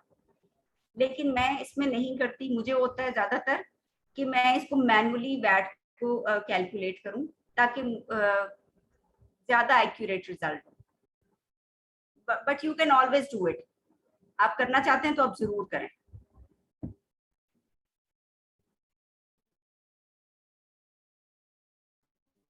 अभी अपलोड कर रहे हैं, इसके बाद स्कैनिंग शुरू करेगा वो इस पूरी शीट को स्कैन कर लेगा। फिर हम इसके ऊपर डिफरेंट फिल्टर्स अप्लाई करेंगे। अब ये देखिए हमारी ये वाली जो शीट है ये स्कैन हो रही है यहाँ पर, ठीक है। इस पे हम डिफरेंट फिल्टर्स लगाएंगे अपने क्राइटेरिया के मुताबिक, तो वो फिर हमें वहां से प्रोडक्ट देगा सिलेक्ट करके, जो भी हमारा क्राइटेरिया होगा। हमारा क्राइटेरिया क्या होगा कि हम कहेंगे हमारे जो सेल्स रैंक है वो 25,000 से कम वाले प्रोडक्ट शो करे, और हमारा प्रॉफिट कैलकुलेशन जो भी हम उसको बताएंगे, ओके 1 यूरो हो, 2 यूरोज हो, 3 यूरोज हो, ये हमारे अपने ऊपर होता है। अब जरा ये शीट स्कैन हो जाए।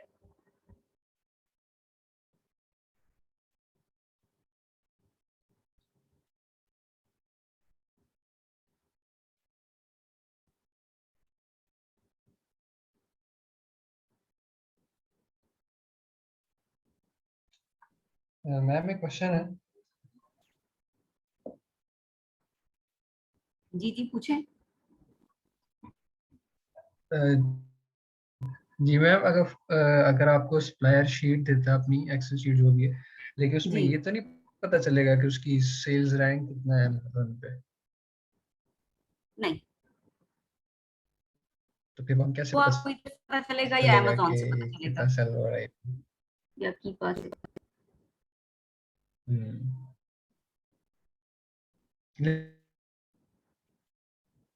लेकिन जो टूल है स्कैन अनलिमिटेड, इससे तो नहीं पता चलेगा?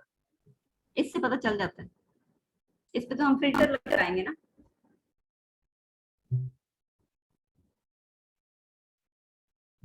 चलो मैं देखता हूँ। मैम तो ये टूल उस सूरत में भी काम करता है कि फॉर एग्जांपल हमारा सप्लायर तो यूके का है लेकिन हम प्रोडक्ट्स जर्मनी में बेचना चाह रहे हैं, तो भी ये शीट काम करेगी या टूल सही एनालिसिस करेगा? नहीं, आप अगर यूके से प्रोडक्ट लेके जर्मनी में आप सेल करना चाह रहे हैं, हाँ जी वहां से इंपोर्ट करेंगे। जी, फॉर एग्जांपल, या कोई और ईयू कंट्री कर लें, फॉर एग्जांपल पोलैंड से करता हूँ, इटली से करता हूँ, तो अगर सप्लायर वहाँ का है और वही उसकी शीट हो सकता है वहाँ की इटालियन लोकल मार्केट के हिसाब से हो, तो फिर क्या ये लेफ्ट। जर्मनी के लिए स्कैन ठीक करेगा? उसमें फिर यही होगा कि इटालियन आपकी करेंसी चेंज होगी, इधर जर्मनी में आपकी प्राइसेस दूसरी करेंसी में होती हैं, उसका एक इशू आ सकता है। May be ma'am market place इसमें ऊपर अगर सॉरी, आपका यूरोज है ना, यूरोज है तो हाँ फिर जी, तो है तो कोई। यूरो है, बट मार्केट प्लेस की बात कर रहा हूँ।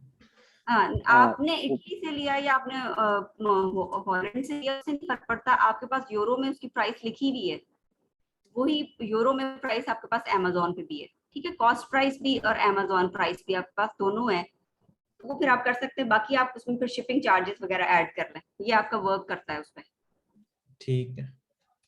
लेकिन आप उसको करेंगे स्कैन उस मार्केट नेम पे जहां पे आपने सेल करना है। मतलब अगर आपकी अमेजोन मार्केट जो आप सेल कर रहे हैं वो जर्मन है, तो फिर उसमें आप इधर, जब मैंने स्कैन करते हुए यूके डाला, उधर आप जर्मनी डालेंगे।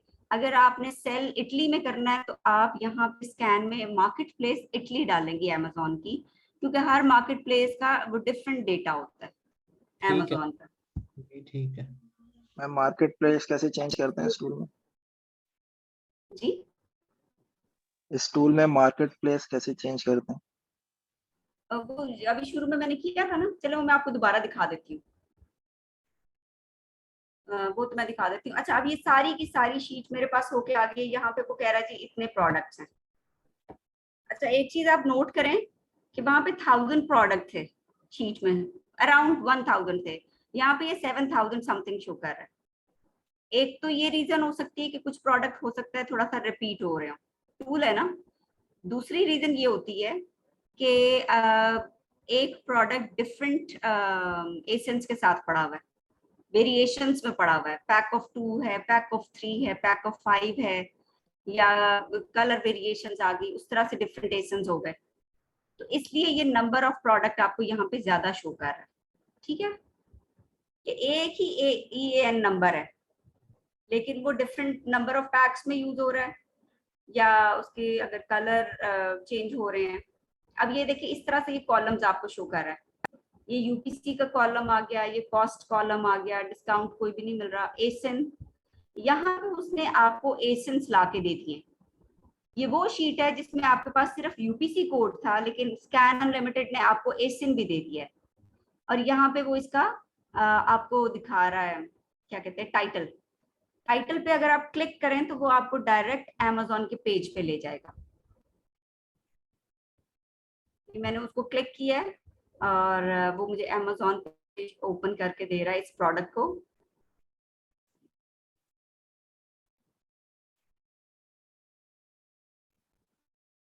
ये कोई इलेक्ट्रॉनिक्स एंड फोटो कैटेगरी में प्रोडक्ट है।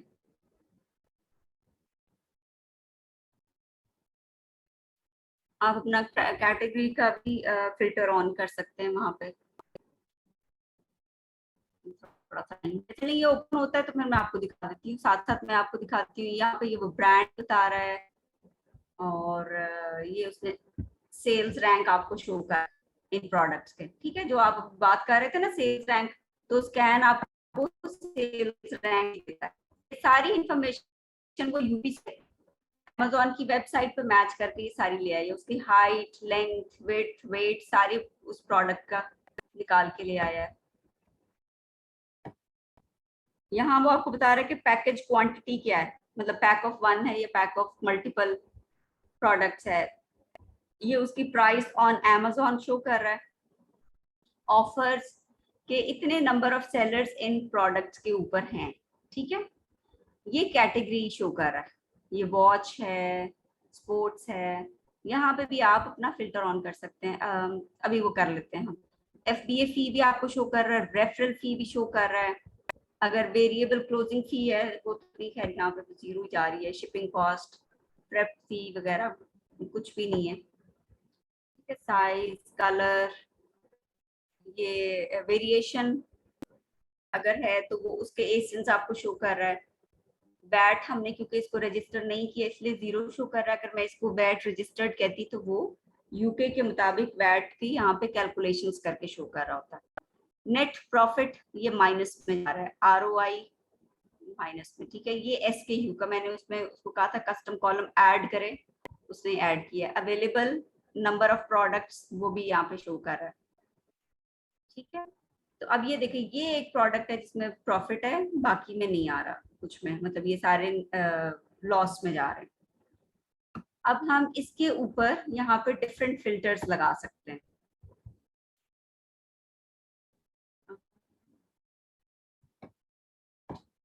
यहाँ से आप फिल्टर सेट कर सकते हैं। ठीक है, एक फिल्टर हम लगाना चाह रहे हैं सेल्स रैंक पे। ठीक है, the sales rank should be less than 25,000। Sometimes आप कह देते हैं कि 20,000 ताकि ज्यादा अच्छी मजीद अच्छी सेल्स वाले प्रोडक्ट शो करें। तो हम एवरेज रैंक पे नहीं जाते, वो इसके पास है नहीं। हमें वेट, हाइट, वेट के भी हम फिल्टर नहीं लगाते। प्राइस, ऑफर्स,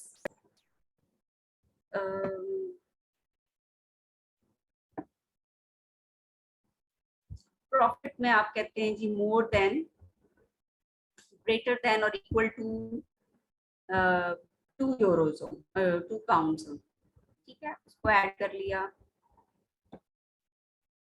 ROI आप कहते हैं मोर देन 20% तो होना मिनिमम, ऐसे प्रोडक्ट शो करें। ठीक है, कोई और फिल्टर अभी यहाँ पे ऑन नहीं करती क्योंकि हम इसको जब वो लिस्ट ऑफ प्रोडक्ट्स आएगी तो उसको हम कीपा पे भी चेक करते हैं।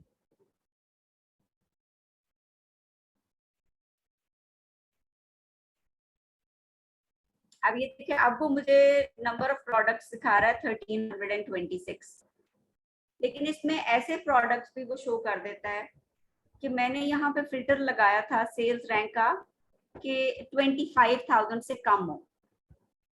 अब उसमें यहाँ पे बहुत सारे प्रोडक्ट्स ऐसे होते हैं अच्छा, यहाँ पे वो कह रहा है आइटम्स पर पेज 25 अभी शो कर रहा है, मैं कहती हूँ 100 शो करे ताकि मुझे एक पेज पे ज्यादा रिजल्ट्स शो हों।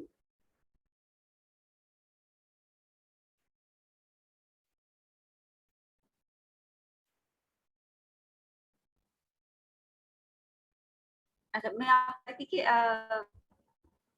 अगर हम सेल्स रैंक करें 25,000 से कम हो तो वो मुझे प्रोडक्ट भी शो करेगा जिनके BSR अनडिफाइंड होते हैं। अनडिफाइंड का मतलब है कि या तो वो बिल्कुल न्यू प्रोडक्ट्स हैं, अभी उनकी सेल्स स्टार्ट नहीं हुई, तो वो अनडिफाइंड होते हैं।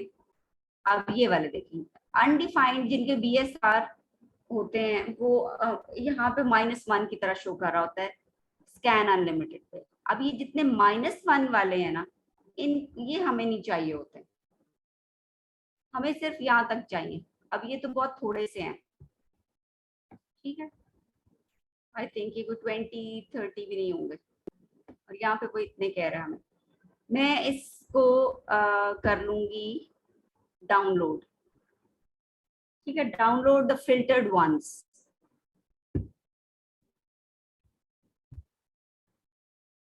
और ये वो सारी चीजें जो ये सारी इंफॉर्मेशन यहाँ पे दे रहा है वो मुझे एक्सेल शीट में अब देगा।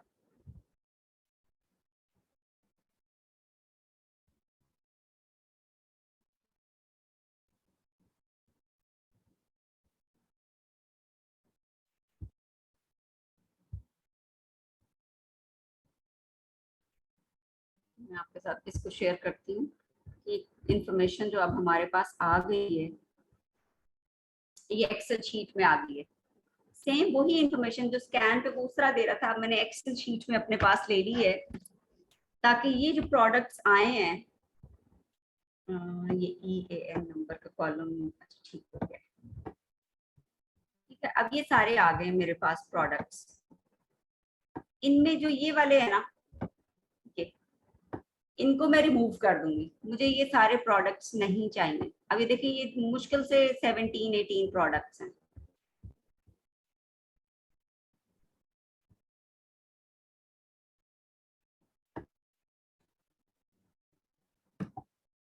इनको मैं डिलीट कर देती हूँ, ठीक है। यहाँ पे वो मुझे ये सारे कॉलम्स दिखा रहा है, मेरे पास इनके एसेंस भी आ गए हैं, ठीक है, एक्स्ट्रा इंफॉर्मेशन आ गई है। यहाँ पे वो मुझे ऐसे प्रोडक्ट अब शो कर रहा है जिनके प्रॉफिट्स भी ये शो हो रहे हैं और इनके ROI भी। एक्चुअल में जब आप खुद मैनुअल अपनी कैलकुलेशन करेंगे, ऑब्वियसली जब आप प्रोडक्ट को फाइनल करते हैं, सिलेक्ट करते हैं और उसकी सोर्सिंग करने लगते हैं, तो आप उसको डबल चेक जरूर करते हैं। आप सारी इसकी जो है ना कैलकुलेशंस मैनुअली भी करेंगे, ताकि अगर जो आपको यहाँ पे ये 2.87 शो हो रहा है, हो सकता है जब आप मैनुअली करें तो ये आपके पास 2 आए। तो इन सारी चीजों को देखना होता है। अब ये जो आ गई शीट स्कैन से, इसको फिर मैं कीपा पे ले जाऊंगी, क्योंकि अभी मैंने ये भी चेक करना, अब मुझे ये इन्फॉर्मेशन नहीं दे रहा कि क्या ये प्रोडक्ट जो है ये सेल हो रहे हैं, इस पे Amazon भी बैठा हुआ है कि नहीं, ठीक है। एक उस चीज का मैंने देखना है, मैंने इसकी प्राइस हिस्ट्री देखनी है, प्राइस फ्लक्चुएशंस देखनी है, BSR फ्लक्चुएशंस देखनी है, वो सारी इंफॉर्मेशन मुझे कीपा से मिलेगी, ठीक है। तो ये यहाँ पे कॉस्ट प्राइस भी आपकी वो शो कर रहा है, जो आपको सप्लायर से प्राइस मिल रही है, और यहाँ पे वो आपको प्राइस शो कर रहा है जो Amazon पे प्राइस पड़ी हुई है, ठीक है। कैटेगरी भी आप देखेंगे, कैटेगरी भी जो है आप उसका फिल्टर लगा सकते थे वहां पे, बल्कि हम दोबारा से जाके उसको चेक कर लेते हैं कि इसका हम किस तरह से कैटेगरी पे भी इस पे हम फिल्टर ऑन कर देते हैं, लेकिन फिर प्रोडक्ट कोई नहीं बचने हमारे पास इस शीट में से। अच्छा, एक हमने फिल्टर यहाँ से लगाए थे, आप यहाँ पे भी फिल्टर्स लगा सकते हैं, ठीक है। आप कहते हैं जी ऑफर्स जो है ना, लेस देन 10 ऑफर्स वाले प्रोडक्ट मुझे शो करें।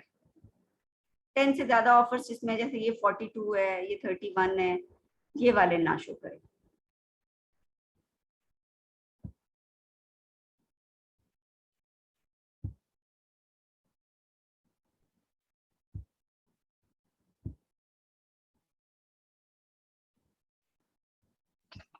मैम ये जो सारा टास्क हम कर रहे हैं, इसमें बेसिकली हम सप्लायर की प्रोडक्ट लिस्ट से एक प्रॉफिटेबल या हमारे क्राइटेरिया पे कौन सा प्रोडक्ट मैच करता है वो हंट करेंगे, राइट? जी, जिसको अब आप सोर्स कर लेंगे। सोर्स करने का मतलब ये है कि अब आपके पास फ्लायर भी है, आपके पास अमेज़न पे वो प्रोडक्ट भी, आपको लिस्टिंग भी नजर आ रही है, तो इसके बाद आपके जैसे ये प्रोडक्ट फाइनल होगा आप इसको फिजिकली वहां से परचेज कर लेंगे, ये आपकी सोर्सिंग हो जाएगी। ओके।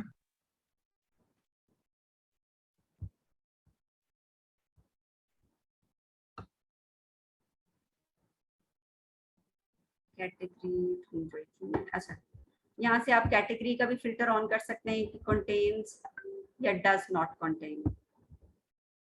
मैं कहती हूँ does not contain CE, CE वाले जितने प्रोडक्ट हैं मुझे ना शो करें। अप्लाई फिल्टर,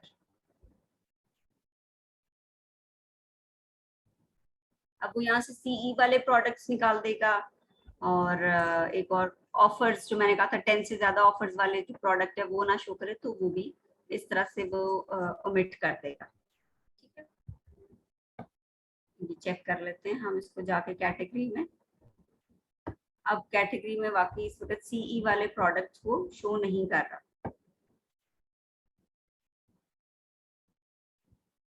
इस तरह से। अच्छा, आपने पूछा था मुझे कि हम मार्केट कहाँ पे शो करेंगे, मैं आपको वो भी दिखा दूं एक दफा।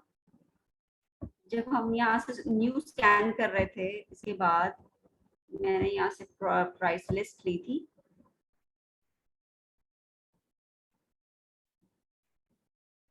तो ये देखें यहाँ पे ये मार्केट प्लेस है, यूएस शो हो रहा है। यहाँ से आके आप अपनी मार्केट प्लेस चेंज कर सकते हैं।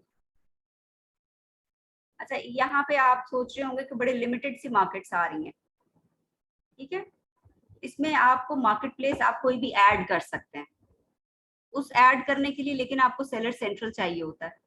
आप भी कर सकते हैं, आप अपने टूल प्रोवाइडर से भी कह सकते हैं कि मुझे यहाँ पे ऑस्ट्रेलिया के मार्केट चाहिए।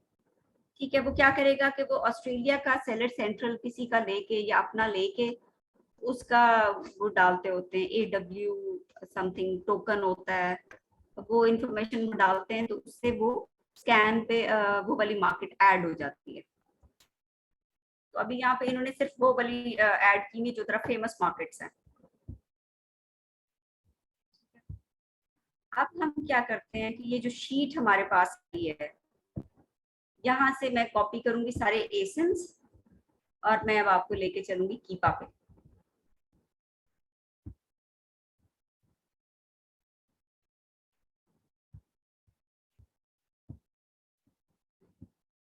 ठीक है, अब हम कीपा पे आएंगे और कीपा पे मार्केट चेंज करनी पड़ेगी मुझे, क्योंकि ये यूके की मैंने शीट ली हुई है सिर्फ इसलिए क्योंकि मेरे पास जो शीट पड़ी थी जर्मनी की, उसमें कॉमर्स थे, उसको आपको पॉइंट में करना पड़ता है चेंज। ठीक है, ये मैंने मार्केट चेंज कर दी है, करेंसी भी चेंज कर दी है, और यहाँ पे हम डेटा में जाके प्रोडक्ट व्यूअर में जाएंगे।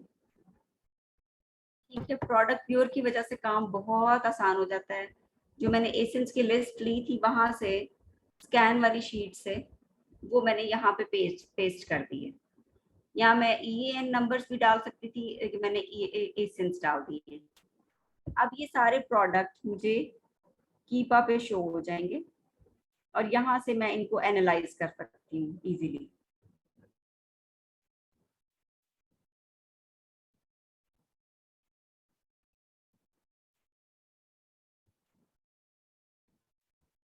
अच्छा, इस वीक आप लोग प्लीज स्कैन अनलिमिटेड लें और इसके ऊपर चेक करें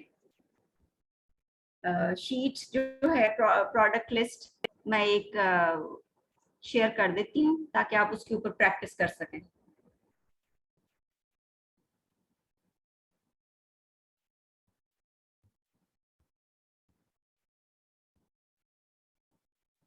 मेरा कोटा इसमें शायद कम हुआ है, मुझे दोबारा से इसको करना पड़ेगा।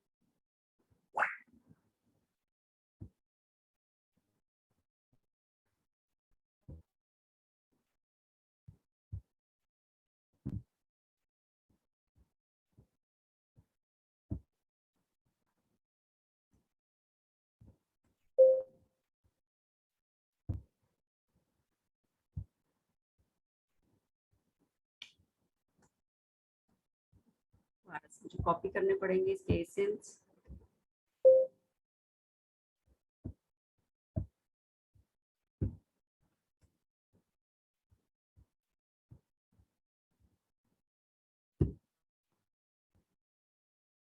ये प्रोडक्ट्स यहाँ पे अब शो हो रहे हैं, ठीक है।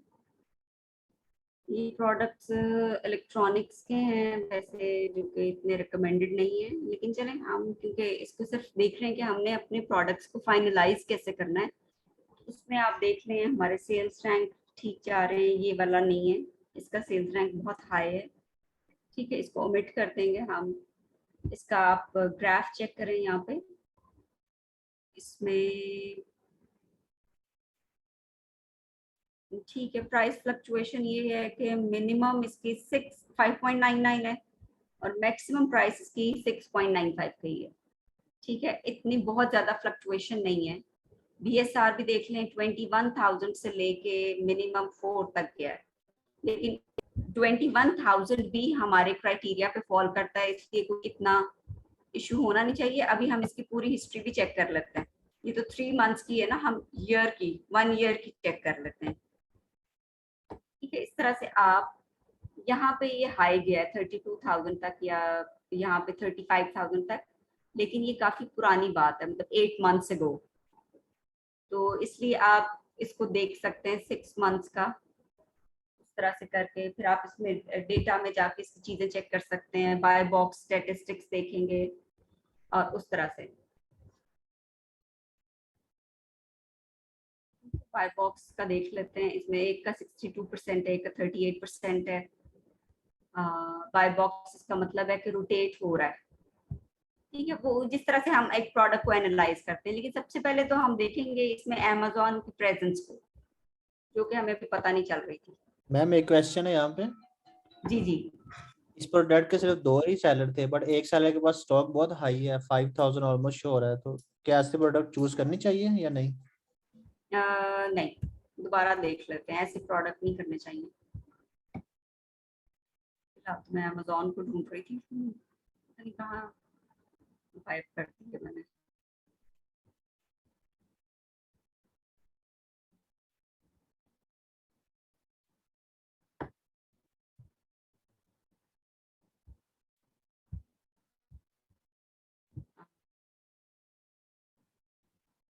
सॉरी, आप क्या कह रहे थे? अच्छा, एक सप्लायर के पास आप कह रहे थे कि जी उसका स्टॉक काफी ज्यादा है, ऑलमोस्ट 5,000।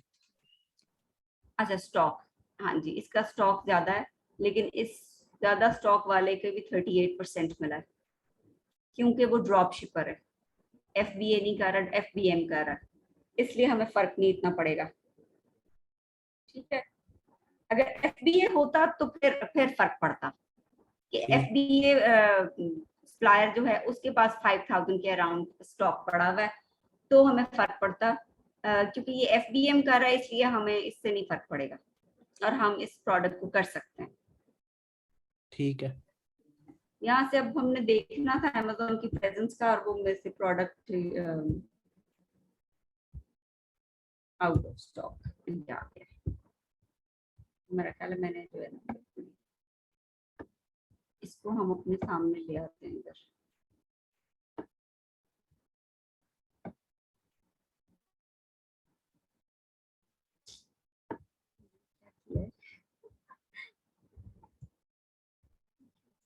अच्छा, ये आ गया, ठीक है। पहले सबसे चेक करें कि अमेज़न की उसमें कितनी प्रेजेंस है। जैसे ये वाला एक प्रोडक्ट है, इसमें 0% आउट ऑफ स्टॉक है, तो अब ये जितना मर्जी अच्छा हो, हम इसको फौरन हम इसको नहीं देखेंगे, ठीक है।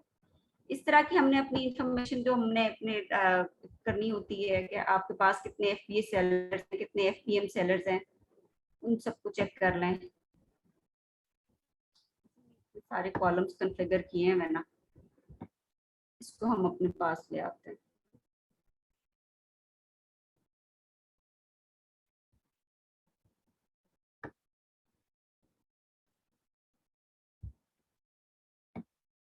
FBM सेलर्स को भी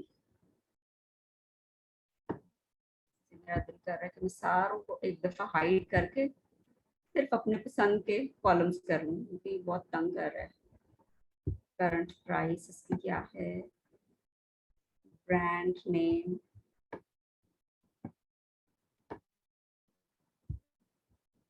बाय बॉक्स प्राइस,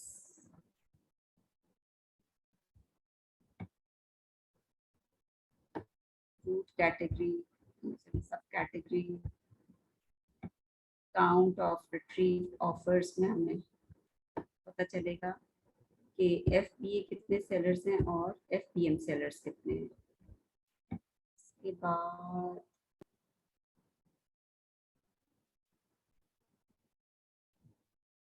चलो सेल्स रैंक देख लेते हैं,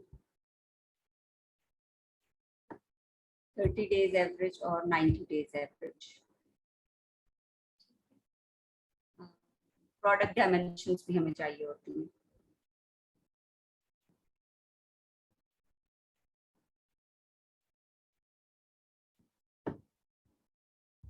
item dimensions, height, length, width.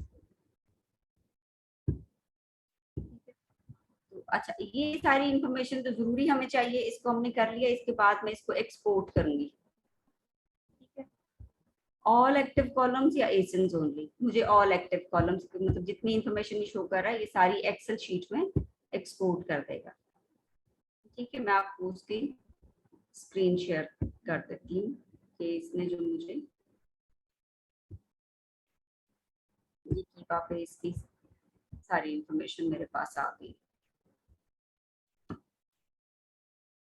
ये सारे, ये sales rank, Amazon out of stock, और ये सारे जो है ना FBA सेलर्स कम हैं और FBM सेलर्स ज्यादा हैं। इस पे FBM ज्यादा हो रही है। मैं अब इन सारे कॉलम्स को कॉपी पेस्ट कर लूंगी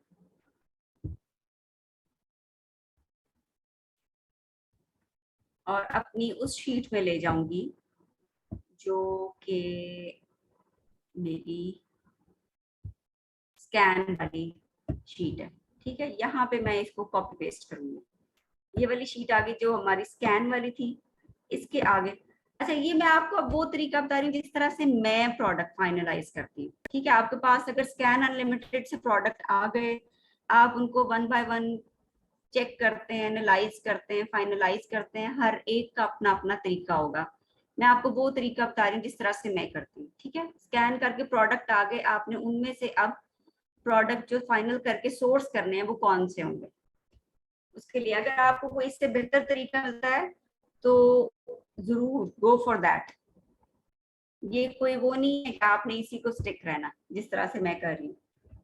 मैंने यहाँ पे कीपा वाले प्रोडक्ट जो हैं उनको कॉपी पेस्ट किया। अब एक प्रोडक्ट ये देखें कम आ रहा है, ठीक है। मैंने इन प्रोडक्ट्स को मैच करना है। मैं अब ये गूगल के जो हैं कॉलम्स इनको निकाल दूंगी यहाँ से। अभी मैं इनको भी यहाँ से निकाल रही हूँ क्योंकि अभी मुझे मैच करना है।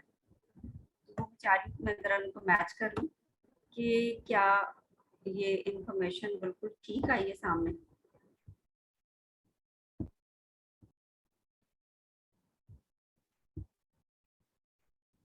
नहीं, ये देखें, ये यहाँ पे पायल प्रो समथिंग है प्रोडक्ट, और यहाँ पे इसके सामने कराओ, पता नहीं क्या नाम है, इस ये वाला प्रोडक्ट आ रहा है और ये वाला ऊपर है, ठीक है। इस तरह से अब हमने मैच करते जाना है। ये वाला पैनासोनिक के सामने उसका आ रहा है।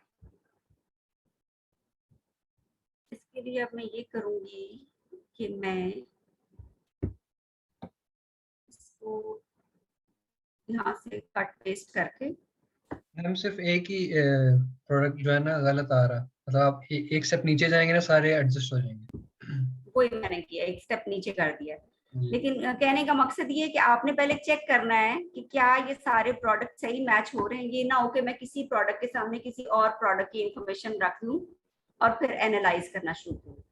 तो वो जो आपने ना इसको जरूर चेक करना है। अब ये 4 वे के सामने मैंने चेक करना है रैंडमली। अब मैं चेक करूंगी 4 वे आ रहा है, ठीक है। अब थोड़े से छोड़ दिए, फिर मैं चेक कर रही हूँ ये जो भी है वेरबैटिन वही आ रहा है, ठीक है। अब ये सही मैच हो गए हैं प्रोडक्ट्स कीपा के और स्कैन के। तो यहाँ से फिर मैं आके सबसे पहले तो ये करती होती हूँ कि ये जो Amazon वाले ना, Amazon आउट ऑफ स्टॉक वाले, इनको डिलीट कर देती हूँ।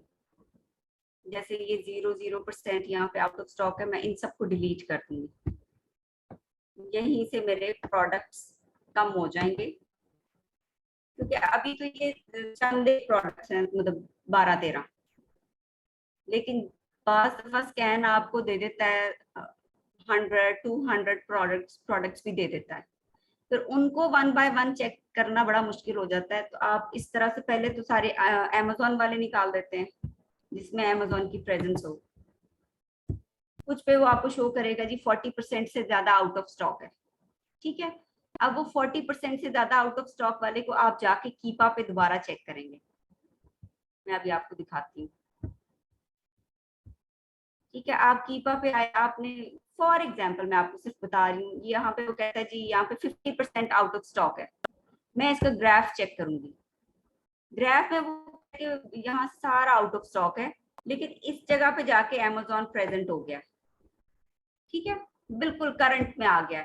या 90% Amazon आउट ऑफ स्टॉक रहा है, लेकिन एंड पे आके Amazon एंटर हो गया, तो भी आप उस प्रोडक्ट को छोड़ देंगे। उससे भी प्रोडक्ट निकलेगा।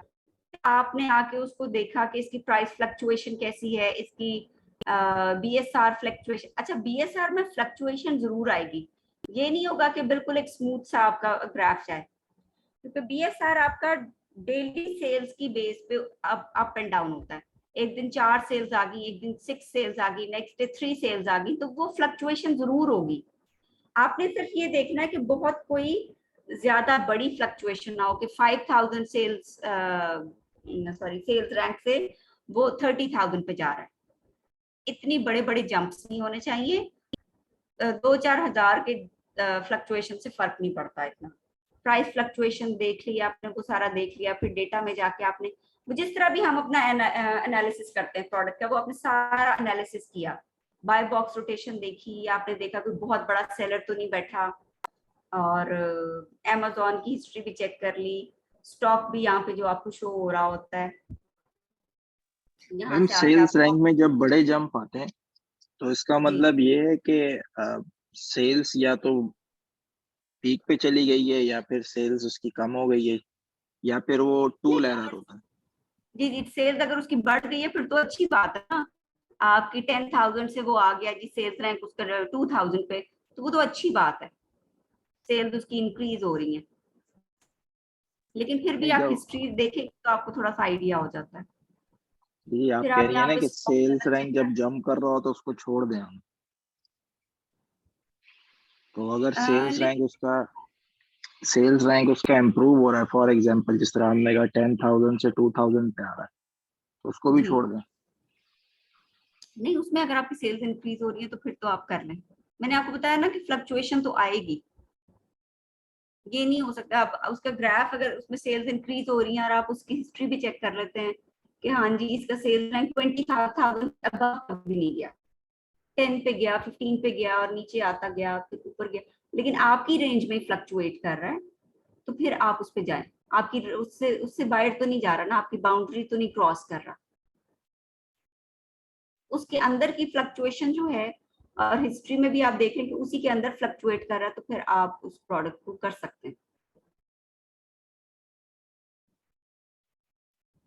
ठीक है, यहाँ से आपने इसका स्टॉक लेवल्स भी देख लिए, तो लोगों के वो हो रहे थे, आपने यहाँ से आके इसके रिव्यू काउंट भी देख लिए। इस तरह की सारी चीजें आपने चेक कर ली, तसल्ली कर ली। फिर आपने उस शीट पे जो है ना, जो हमने अब शीट अपनी फाइनल की थी एक, उस पर मैं आपको वापस लेके जा रही हूँ स्क्रीन शेयर। तो इस पे आपने सारा चेक करने के बाद यहाँ पे आप अपने लास्ट कॉलम में उसके आगे कमेंट्स दे दें, ठीक है।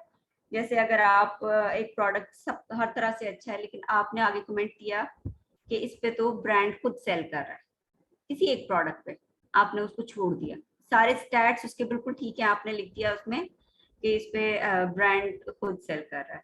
Amazon को तो हमने शुरू में चेक कर लिया हुआ ना कि Amazon की प्रेजेंस है कि नहीं है, जिन पे आउट ऑफ स्टॉक है उन पे भी आपने जाके देख लिया कि करंटली तो नहीं एंटर हो रहा, तो बाय बॉक्स सेलिंग कैसी है, बाय बॉक्स रोटेशन कैसी है, स्टॉक लेवल्स भी ठीक हैं उनके, कोई बहुत बड़ा सेलर भी नहीं है। तो इस तरह की चीजें आप उसमें करके अपने कमेंट्स भी दे सकते हैं। फिर फाइनल आप अपनी यहाँ पे अगर कोई मैनुअल इसकी आप कैलकुलेशन करना चाहते हैं तो आप फिर वो अपनी मैनुअल कैलकुलेशंस कर सकते हैं।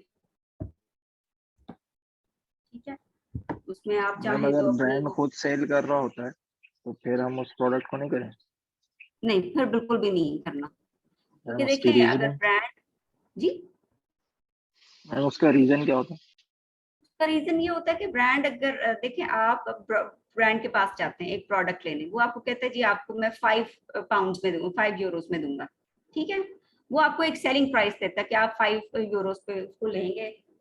अब वो ब्रांड खुद भी वहां सेल कर रहा है अमेजोन पे, आप अमेजोन पे जब जाते हैं 5 यूरोस के साथ कैलकुलेशंस करके, ठीक है, फिर उस पे अपना एक प्रॉफिट मार्जिन रखते हैं। लेकिन ब्रांड को खुद तो उसकी कॉस्ट 5 यूरोस नहीं पड़ी, उसने आपको 5 यूरोस पे दिया था, उसकी अपनी जो थी एक्चुअल कॉस्ट 3.5 थी, उसको 1.5 का एज मिला, उसने वो 1.5 से अपनी कैलकुलेशंस की और आपने अपनी कैलकुलेशंस की 5 यूरो से, तो 1.5 का डिफरेंस आ गया ना। जब वो अपनी प्राइस रिड्यूस करेगा तो आप तो या ब्रेक इवन पे चले जाएंगे या लॉस में चले जाएंगे। तो ब्रांड को भी आप बीट नहीं कर सकते ना, इसलिए ब्रांड जिस प्रोडक्ट पे हो उसको आप छोड़ देते हैं। ठीक है मैम, और अगर जिस तरह हम अपना प्राइस का ग्राफ देखते हैं उसकी मिनिमम वैल्यू के ऊपर भी जो आज तक है, फॉर एग्जांपल मैं करंट डेट में देख रहा हूँ प्राइस ग्राफ, कितनी उसकी हाईएस्ट प्राइस रही है, कितनी लोएस्ट प्राइस रही है। फॉर एग्जांपल इफ मिनिमम जो प्राइस है उस पर भी अगर मुझे प्रॉफिट बचता है और ब्रांड की एग्जिस्टेंस भी है उस प्रोडक्ट पे, तो उसको मैं सिलेक्ट करूंगे ना करूँ? लेकिन फिर वही बात है ना कि जब सेल्स लेने के लिए, बाय बॉक्स लेने के लिए वो अपनी प्राइस कम कर देता है ब्रांड। तो जो लेकिन आपकी आज बात ठीक है जो कि जो सॉरी आपने कहा कि जो मिनिमम प्राइस वहां पे आप रीच कर रहे हैं, जो उससे पहले कोई नहीं नीचे गया, उस पे भी जी आपको प्रॉफिट हो रहा है, तो आप कर लें। ऐसे होता नहीं है, क्योंकि जहां पे ब्रांड सेल कर रहा होता है वहां पे आप देखेंगे कि कंपटीशन नहीं होता है सच, वहां पे और सेलर्स नहीं आते। मैम, आप ये कोई एग्जैक्टली रैंडमली अपनी सेम तरह सर्च सेम करें ना अमेजोन पे, सेम वही क्या, सिनेरियो ना जिसमें अमेजोन है, अब अगर आपका कंपेटिटर है तो आप उससे कम्पीट ही ना करें। जी, क्योंकि वहां पे आपके लॉस में जाने के चांसेस बहुत ज्यादा हो जाते जी कर सकते हैं लेकिन रिस्क लेवल में। हैं। Risk level okay. फिर आपका अपना है ना, कि आपको रिस्क लेना चाहते हैं या नहीं। मैम एक सवाल था अभी पूछा नहीं मैंने पहले, जी जी ये जो आपने लिस्ट थी वो आपको सप्लायर देता है, कौन देता है? जी जी, या आपको सप्लायर के वेबसाइट पे मिल जाएगी। ठीक है, आपने लॉगिन, अपना लॉगिन पासवर्ड किया तो वहां पे आपको शो कर देगा। और या फिर ये कि आप ईमेल करते हैं, अगर वेबसाइट पे आपको शो नहीं हो रही, आप उसको ईमेल करते हैं अपने सप्लायर को, ब्रांड है, डिस्ट्रीब्यूटर है, होलसेलर है, व्हाटएवर, आप उसको ईमेल करते हैं कि जी मुझे इस तरह अपनी प्राइस लिस्ट दो ईएन नंबर्स के साथ, वो आपको भेज देगा। लेकिन समटाइम्स ये होता है कि वो जो प्राइस लिस्ट होती है सब कुछ होता है उसमें, लेकिन यूपीसी कोड वगैरह नहीं होते, ईएन नंबर नहीं होते, तो फिर आपके लिए मुश्किल हो जाता है उसको स्कैन करना, फिर वहां पे भी आप उसको स्कैन नहीं कर पाते, तो मैम जो फिर आप सप्लायर ऐसे, आपको सॉरी जो सप्लायर आपको लिस्ट देता है उसमें लाजिम है कि वो अमेजोन पे चीजें सेल हो रही होंगी कि नहीं? नहीं, उसी लाजमी तो नहीं। हम्म, बहुत सारी लिस्ट ऐसी हैं जो हमने स्कैन की और उसके कोई मतलब ऐसे भी 2000 प्रोडक्ट थे, लेकिन उसके 5 प्रोडक्ट थे ओनली अमेजोन पे लिस्टेड, वो आपको सिर्फ उतने ही दिखाएगा स्कैन, 5 दिखा देगा, बाकी नहीं करेगा स्कैन। मैम सप्लायर को खुद पता होता है कि हमारे प्रोडक्ट सेल हो रहे हैं वहां पे अमेजोन पे कि नहीं? उनको तो पता होता होगा, लेकिन इस तरह का आप वैसे पूछते नहीं है उनसे जनरली, आप हम्म, लिस्ट मांग लेते हैं और आप उसको खुद चेक करते हैं। सही। मैम अगर कोई प्रोडक्ट सेल नहीं हो रहा, फॉर एग्जांपल सप्लायर से हमने लिए, स्कैन किया है, लेकिन वो अमेजोन पे नहीं है, उस प्रोडक्ट को हम करें सिलेक्शन में लाएं, क्योंकि उस पर हम क्राइटेरिया तो चेक नहीं कर सकते ना, एग्जिस्टेंस ही नहीं है उसकी, हम्म, उस केस में क्या करें? नहीं, मुझे समझ नहीं आई, उसकी एग्जिस्टेंस ही नहीं है अमेजोन पे, तो फिर क्या करें? जी अमेजोन पे एग्जिस्टेंस नहीं है तो फिर हम उस प्रोडक्ट का क्राइटेरिया नहीं चेक कर सकते ना, जिस तरह हम हमारा जो प्रोडक्ट हंटिंग का क्राइटेरिया, तो नहीं, जब वो प्रोडक्ट अमेज़न पे है ही नहीं जी तो फिर तो आपको वैसे ही छोड़ देंगे ना, मतलब आपने मैम, ट्राई जब किया हमारी ही नहीं है उसके लिए। शुरू की क्लास में आपने बताया था ही ना कि नहीं। ऐसा भी सिनेरियो हो सकता है जिसमें आइटम जो है वो प्रोडक्ट जो है वो अमेजोन पे एग्जिस्ट ही नहीं करता, तो हम उसको भी कर सकते हैं, उसलिए पूछ रहा हूँ। सॉरी, आपकी आवाज जो है ना वो डिस्टर्ब हो गई थी, डिस्टॉर्शन आ गई है। सॉरी, एक दफा प्लीज रिपीट करते हैं। जी जी, नो इशू मैम। मैं ये पूछना चाह रहा हूँ कि ऐसा प्रोडक्ट जो जिसकी एग्जिस्टेंस अमेजोन पे नहीं है, फॉर एग्जांपल एक ब्रांड का प्रोडक्ट है, उसकी एग्जिस्टेंस नहीं है, तो क्या हम जी, उसको अमेजोन के ऊपर लॉन्च कर सकते हैं? वायबल ऑप्शन है कि नहीं? अच्छा ठीक है। लेकिन वो आप ब्रांड की परमिशन से करेंगे। अगर आपको वो होलसेलर डिस्ट्रीब्यूटर से मिल रहा है तो फिर आप नहीं कर सकते। जी उसके मैम, ब्रांड लिस्ट ने permission they the for example. Brand की परमिशन चाहिए होगी कि क्या मैं आपका ये प्रोडक्ट इस तरह से अमेजोन पे सेल करना चाहता हूँ, फिर आप उसको थोड़ा बताएंगे कि इससे आपको फायदा हो सकता है, आपकी अमेजोन पे प्रेजेंस या तो पहले से ऑलरेडी है तो इंक्रीज हो जाएगी, नंबर ऑफ प्रोडक्ट्स इंक्रीज हो जाएंगे, तो वो जी आपको परमिशन जी दे मैम, देगा। फॉर एग्जांपल ब्रांड ने हमें परमिशन दे दी है, जी पर जी। हमारे पास इस वक्त कोई स्टैट्स नहीं है उस प्रोडक्ट की, क्योंकि वो एग्जिस्ट नहीं करता है अमेजोन पे। तो हमें उसको क्या करना चाहिए? ऐसी सिनेरियो में जाना तो चाहिए रिस्क कि नहीं लेने जाना वाली चाहिए? बात है ना, आपके पास स्टैट्स तो नहीं है उसके, फिर तो आप वही बात है ना, हवा में तीर ही चला रहे हैं, लग गया तो लग गया, निशाना नहीं तो ना लगा। मतलब उसमें तो आपके पास कोई वो नहीं है, गारंटी तो नहीं है उसमें बिल्कुल भी। हाँ, ये एक चीज हो सकती है कि आप कहते हैं जी ये ब्रांड वैसे बहुत पॉपुलर है, इसके बाकी प्रोडक्ट्स की सेल्स बहुत अच्छी हैं, तो इसके भी चांसेस हाई हैं कि अगर ये प्रोडक्ट जो नहीं है मैं इसको लाऊंगा तो ये भी हो जाएगा। उस तरह से हो सकता है। लेकिन अगर एक ब्रांड है जिसके चंद प्रोडक्ट बहुत अच्छे जा रहे हैं, लेकिन चंद प्रोडक्ट ऐसे हैं जिनके बीएसआर अनडिफाइंड है, उनकी सेल्स ही नहीं आती, तो फिर तो रिस्की है ना कि वो दोनों कैटेगरीज में फॉल कर सकता है, सक्सेसफुल भी हो सकता है और बिल्कुल फ्लॉप भी हो सकता है। तो ऐसा रिस्क तो नहीं लेना चाहिए। जी मैम, अगर इसको अगर हम इस तरह कंपेयर करें, फॉर एग्जांपल उस पर्टिकुलर ब्रांड का वो प्रोडक्ट नहीं है अमेजोन पे, लेकिन दूसरे ब्रांड्स के सेम प्रोडक्ट हैं, तो हम क्या उनके स्टेट्स को देख सकते हैं? उसके सेल रैंक, उसकी मंथली सेल कितनी है, और फिर हम जो है वो इस ब्रांड का प्रोडक्ट लॉन्च कर दें जिसकी एग्जिस्टेंस नहीं है। तो ये इस तरह का कोई सिनेरियो आता है, आप लोग प्रेफर करते हैं इसको कि नहीं करते? क्योंकि इसमें या रिस्क लेवल हाई है या फिर तो बिल्कुल भी नहीं, क्योंकि आपका हमने ऐसे कंपेटिटर ही कोई नहीं है। किया नहीं, कभी ऐसे किया नहीं, इसलिए मैं आपको कुछ सजेशन दे ओके नहीं मैम, ओके, थैंक यू। सकती। उसमें ये होता है कि बंडलिंग कर सकते हैं आप, कि जैसे आपका है ना क्रियोला ब्रांड है, क्रियोला में आप कहते हैं जी सारे प्रोडक्ट्स अमेजोन पे लिस्टेड है, सब में अच्छा जा रहा है सारा कुछ, तो आप कहते हैं कि मैं इसकी अलग से लिस्टिंग करता हूँ कि मैं एक क्रियॉन्स का सेट ले लेता हूँ और एक पेंसिल्स, कलरिंग पेंसिल्स का सेट लेके इनका एक बंडल बना देता हूँ, मतलब पैक ऑफ 2 हो जाएगा जिसमें एक का क्रियॉन का सेट होगा और एक पेंसिल्स का सेट होगा। मैंने इनका पैक बना के उसको लिस्ट करता हूँ in with permission of the brand. ठीक है, वो पहले से इस तरह का पैक नहीं था मौजूद, आपने उसको क्रिएट किया, आपने उसको लिस्ट किया, क्योंकि आपको पता है कि जी क्रियोला जो है बड़ा फेमस ब्रांड है, इसकी बाकी भी बड़ी अच्छी चीजें चल रही हैं, तो ये भी निकल ही जाएगी, इसकी भी सेल हो जाएगी, तो इस तरह का रिस्क ले लेते हैं, लेकिन ये वाला हमने कभी नहीं किया।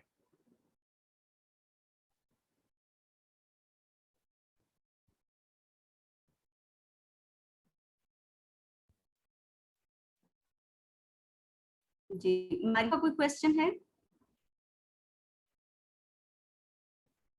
नो मैम, मेरा तो नहीं है, और किसी का। जी ठीक है।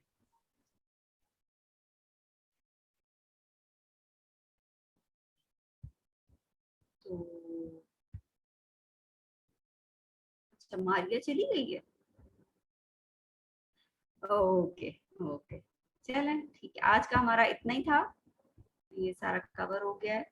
मैम आप भी स्लाइड स्कैन शेयर को कर दीजिएगा, स्लाइड शेयर जी कर मैं दीजिएगा। दूसरा स्लाइड, मैम, आपका मैंने असाइनमेंट अभी देखा है, उसमें मेरी एक क्वेरी है कि आपने उसमें असाइनमेंट में मेंशन है वीपीएन यूज करें, तो आई थिंक हमें वीपीएन की तो जरूरत नहीं है यार। और जी, दूसरा ये आप कि आपने मेंशन किया हुआ 50 सप्लायर्स, तो उसमें थोड़ी कमी बेशी कर दें। जी कर लें आप 20 कर दें बेसिकली। और देखिए मैंने आपको 20 शीट भी ज्यादा दिखाई थी ना इस तरह से है। कॉलम्स बना के। जी मैम 20 भी ज्यादा है, कम कर लें कुछ। लेकिन आप देख लें होलसेल के लिए तो बहुत ज्यादा करना पड़ता है काम अपने आप को जो है ना। हम वीकली टास्क देते हैं कि बल्कि डेली सॉरी कि डेली इतने होलसेलर्स होने चाहिए, इतने ब्रांड्स की इंफॉर्मेशन होनी चाहिए, वीकली इतना डेटा कलेक्ट होना चाहिए और मंथली हमारा ये टारगेट होता है। फिर होलसेल एक सक्सेसफुल होलसेल होती है। अगर आप कहें कि जी आपने 20-25 का डेटा कलेक्ट किया और आप उनके साथ आगे चल पड़ेंगे तो ऐसे होता नहीं है प्रैक्टिकली। ये अच्छी होलसेल बिल्कुल भी नहीं है। फिर आपको कोई एक सप्लायर मिला और आप उसी के साथ स्टिक करके 2-4 प्रोडक्ट के साथ खेलते रहे तो फिर अच्छी होलसेल तो मजे की कभी भी नहीं हो सकती। तो इसके लिए यही है कि आप लोग अपना टाइम जो है ना प्रॉपर प्लान करें। ऑब्वियसली आप लोग जर्मनी में उस तरह से बिजी होते हैं, आपने और भी चीजें करनी होती हैं, तो उसमें आप अपने कुछ या तो डेज डिसाइड कर लें कि इतने आवर्स मैंने डेली या वीकली इसको देने हैं और ये मेरा टारगेट है जिसको मीट करना है। फिर स्लोली एंड ग्रेजुअली आप विदाउट कलेक्टिंग डेटा आप कभी भी होलसेल नहीं कर सकेंगे। हमारे पास पूरी पूरी शीट्स बनी हुई हैं यूएसए की, यूके की, जर्मनी की, और उसमें मैंने आपको दिखाया कि डिफरेंट कैटेगरीज की अलग से हमने की हुई है, होलसेलर सप्लायर्स की अलग की हुई है, ब्रांड्स के अलग किए हुए, और हंड्रेड्स में और थाउजेंड्स में डेटा कलेक्ट किया हुआ और फिर करते हैं। बेसिकली होता है ये जर्मनी की ज्यादा शीट शेयर कर दें। अच्छी होलसेल के लिए जरा टीम वर्क चाहिए होता है। जी सॉरी आप मैम क्या वो कह रहे आप, थे? मैं कह रहा हूँ आप शीट शेयर कर देना, टीम वर्क हमारा आधा हो जाएगा जर्मनी की। लेकिन वो तो कॉन्फिडेंशियल होती है ना, ये मेहनत का काम है, ये सारे खुद करते हैं। क्या हम दूसरा कर रहे हैं ना, हम क्लाइंट्स को भी तो डील कर रहे हैं, तो ये डेटा तो नहीं हम शेयर कर सकते, कोई भी नहीं करता बल्कि। वीए करता है मैम, वीए। ये करेगा जी। तो मैम अगली नेक्स्ट क्लास होगी हमारी? अच्छा नेक्स्ट क्लास आपकी सैटरडे को नहीं होगी, मैं क्योंकि वेकेशन पे जा रही हूँ, तो अगर प्लीज आप लोग थोड़ा सा वो मेरे साथ करें कोऑपरेट, जी तो मैम। हम थर्सडे या फ्राइडे को ले लेते हैं क्लास। और क्योंकि फिर मैं सैटरडे को मेरी फ्लाइट है, तो और नेक्स्ट सैटरडे को वापसी है, तो सैटरडे दोनों मेरे जो है ना वो फ्री नहीं है। आप लोग देख लें कि इस कमिंग थर्सडे फ्राइडे को लेनी है या फिर आगे आप लोगों ने डिले करनी है class. It's totally up to you. आप लोग सोच के फिर मुझे ग्रुप में बता दीजिएगा सारे अपनी अपनी अवेलेबिलिटी, जो भी आपको टाइम इस वीक में सूट करता है टिल फ्राइडे। ठीक है चलें, थैंक यू सो मच। हो गया ma'am, thank you, Allah Hafiz.